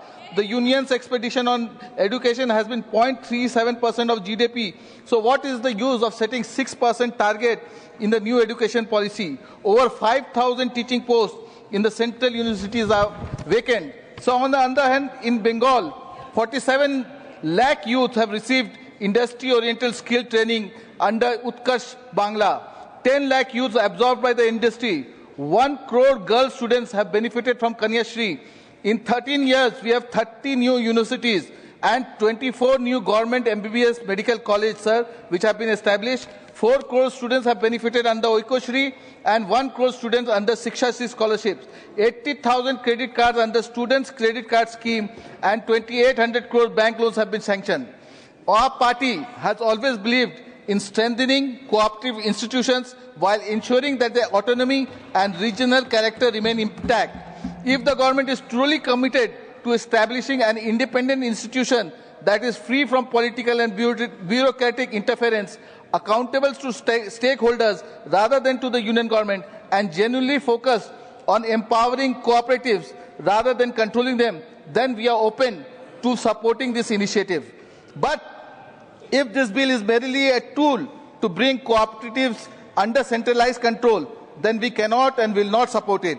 The government must make its stance clear. It wants a university for cooperatives or a university to control cooperatives. So that is my question. Next, Honorable Girirajan and Honorable Member speaking Tamil. Thank you, Vice Chairman. Before I start, I would like to record in this August House the homogeneous contribution done by our leader, Dr. Kalangar, in the field of cooperative federal system in the country. No other leader in this country has done so much to the establishment and development of cooperative federal system to boost the life and nature of poor people in the country. Sir, the title of the bill should be in English. The title of the bill should be in English. Why impose Hindi or Sanskrit unnecessarily even on naming the bill? The kind of Hindi imposition is not at all good for the country like India, where the unity in diversity is the backbone of the democratic nation. Don't break the backbone of our democracy. Sir, Tribhuvan Shahari University Bill 2025 is aimed to enhance the cooperative education, training, research, policy, development bill. This bill set to foundation for the knowledge-driven, globally competitive cooperative sector. In this junction, I would like to say something regarding the UGC is unnecessarily interfering with the functioning of state universities, including unnecessarily nominating persons to the selection committee for selecting vice chancellors of state universities. Sir, UGC has no power to interfere with the state universities, and because of governors' interference in Tamil Nadu, many universities are functioning without vice chancellors. Sir, the poor cannot. Sir, cooperatives are foundation of national development. Cooperatives are also the foundation of local government organizations as the foundation of national development of cooperative democracy. Sir, I proudly say the first cooperative society was started in 1904. The first cooperative society in the country was started in 1904 in a village called Tiruvur. In the present Tiruvallur district of Tamil Nadu. Sir, I kindly request this honorable house near the Chennai. So one more university to set up in Tamil Nadu at Tiruvur, where first cooperative society started in this country. Sir, the poor cannot do anything for their own benefit on their own. They can succeed only if they make joint efforts. So he emphasized the need for cooperatives. In Tamil, Urukudi Terirtaldan Terrakaram. If a people gather together and pull a chariot, the chariot will move. Sir, today cooperative system are operating in all sectors, and farmers, dairy farmers, weavers, manufacturers, goat breeders, sugarcane growers, housing, village workers, fishermen, women, all sectors are forming their own cooperatives to protect their interests. The cooperative movement played an important role in Negri's mixed economy. Sir, nearly 30,000 cooperative societies are functioning effectively in Tamil Nadu. The economy will be maintained and democracy will be maintained. This movement should function according to the wishes of the members without political interference.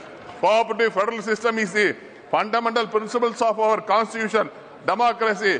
Our Honorable Chief Minister Thalapathy M.K. Stalin has reiterated that if there is any disturbance to cooperative federalism, Tamil Nadu and the people of Tamil Nadu will stand in front to oppose it and save cooperative federalism in the country. Thank you, sir.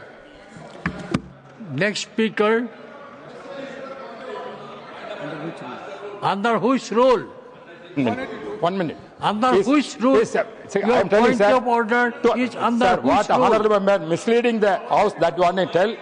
2010 UGC regulation framed by DMK and UGC. That is why, sir, 2010 the UGC guidelines given to nominate, select the UGC member in the committee. That is why the problem is going on Tamil Nadu. That is why not other things. This is the information. I want to give wrong information is given. I want to give information. This is the UPA government 2010 UGC regulated to nominate the vice chancellor to select vice committee. That is the thing. Thanks. Nothing will go to the record.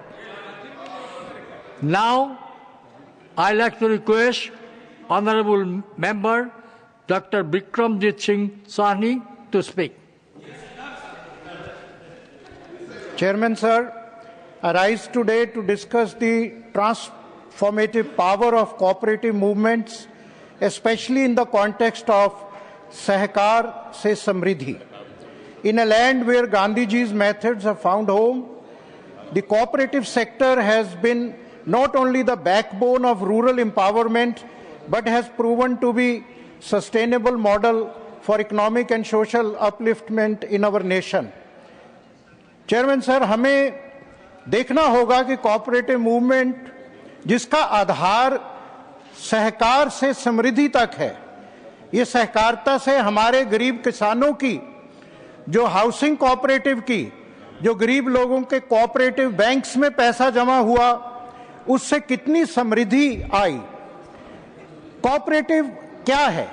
Cooperative है जहां individuals इकट्ठे होके अपने resources को pool करके risk share करते हैं और अपने कलेक्टिव स्ट्रेंथ से सबको बेनिफिट होता है। This Athos is evident across India, where cooperatives have played a pivotal role in empowering farmers, boosting rural economies. India's cooperative movement is not merely an economic initiative, it is tied to a social empowerment. हमारे देश में cooperatives कई sectors में हैं जो आज हम discuss कर रहे हैं, dairy farming, milk, agriculture cooperatives, housing cooperatives, finance, हमने देखा कोऑपरेटिव बैंक्स, टेक्सटाइल्स में, रूरल क्रेडिट में, जो हमारी प्राइमरी रूरल सोसाइटीज हैं। Cooperatives continue to face several challenges. मैं समझता हूं कि जनरल कोऑपरेटिव्स में हमने देखा lack of professional management, internal conflicts among members coming from various backgrounds, very weak leadership. और ये cooperatives, the issue is transparency, because these cooperatives don't come under purview of institutions like Comptroller and Auditor General CAG nor CVC. Governance issue is a big concern of our cooperatives. आपको हैरानी होगी इस बात को सुन के कि whereas the age limit for a normal government servant is 58, some of the cooperative CEOs can continue well into their 80 years of age, highlighting a significant gap in governance. Despite the success stories, Sahkari and cooperative movement faces various challenges. Now let us turn to today's topic of Tribhuvan Sahkari University Bill. Amul, originating in Anand, Gujarat, Amul stands as a beacon. त्रिभुवन दास पटेल जी ने सरदार पटेल जी के guidance में इसकी नींव रखी, पर आज हम अपने कर्तव्य से उल्लंघन करेंगे अगर डॉक्टर वर्गीस कुरियन, जिन्होंने 1946 में इस आनंद को, इस आनंद अमूल ब्रांड को, आज उसमें 36 लाख फार्मर मेंबर हैं। मेरा समझता हूं कि दुनिया का सबसे बड़ा कोऑपरेटिव है, 60,000 करोड़ रुपया इसका रेवेन्यू है। तो bill proposes the establishment of Tribhuvan Sahkari University, और मैं समझता हूं कि ऐसी यूनिवर्सिटियां जो हमारी अग्रेरियन स्टेट्स हैं, पंजाब है, हरियाणा है, यूपी है, वहां ऐसे कैंपसेस बननी चाहिए, ऐसी कोऑपरेटिव यूनिवर्सिटीज बननी चाहिए, ताकि हमारे डेयरी फार्मिंग में हमारे किसान भाइयों को, हमारे प्राइमरी जो एग्रीकल्चर सोसाइटीज है, और मैं तो यहां तक कहूंगा कि क्लस्टर फार्मिंग में जो बड़े कोऑपरेटिव्स के साथ हमें छोटे कोऑपरेटिव्स भी 5-7 गांवों को इकट्ठा करके उनका एक कोऑपरेटिव क्लस्टर बने, और जहां पे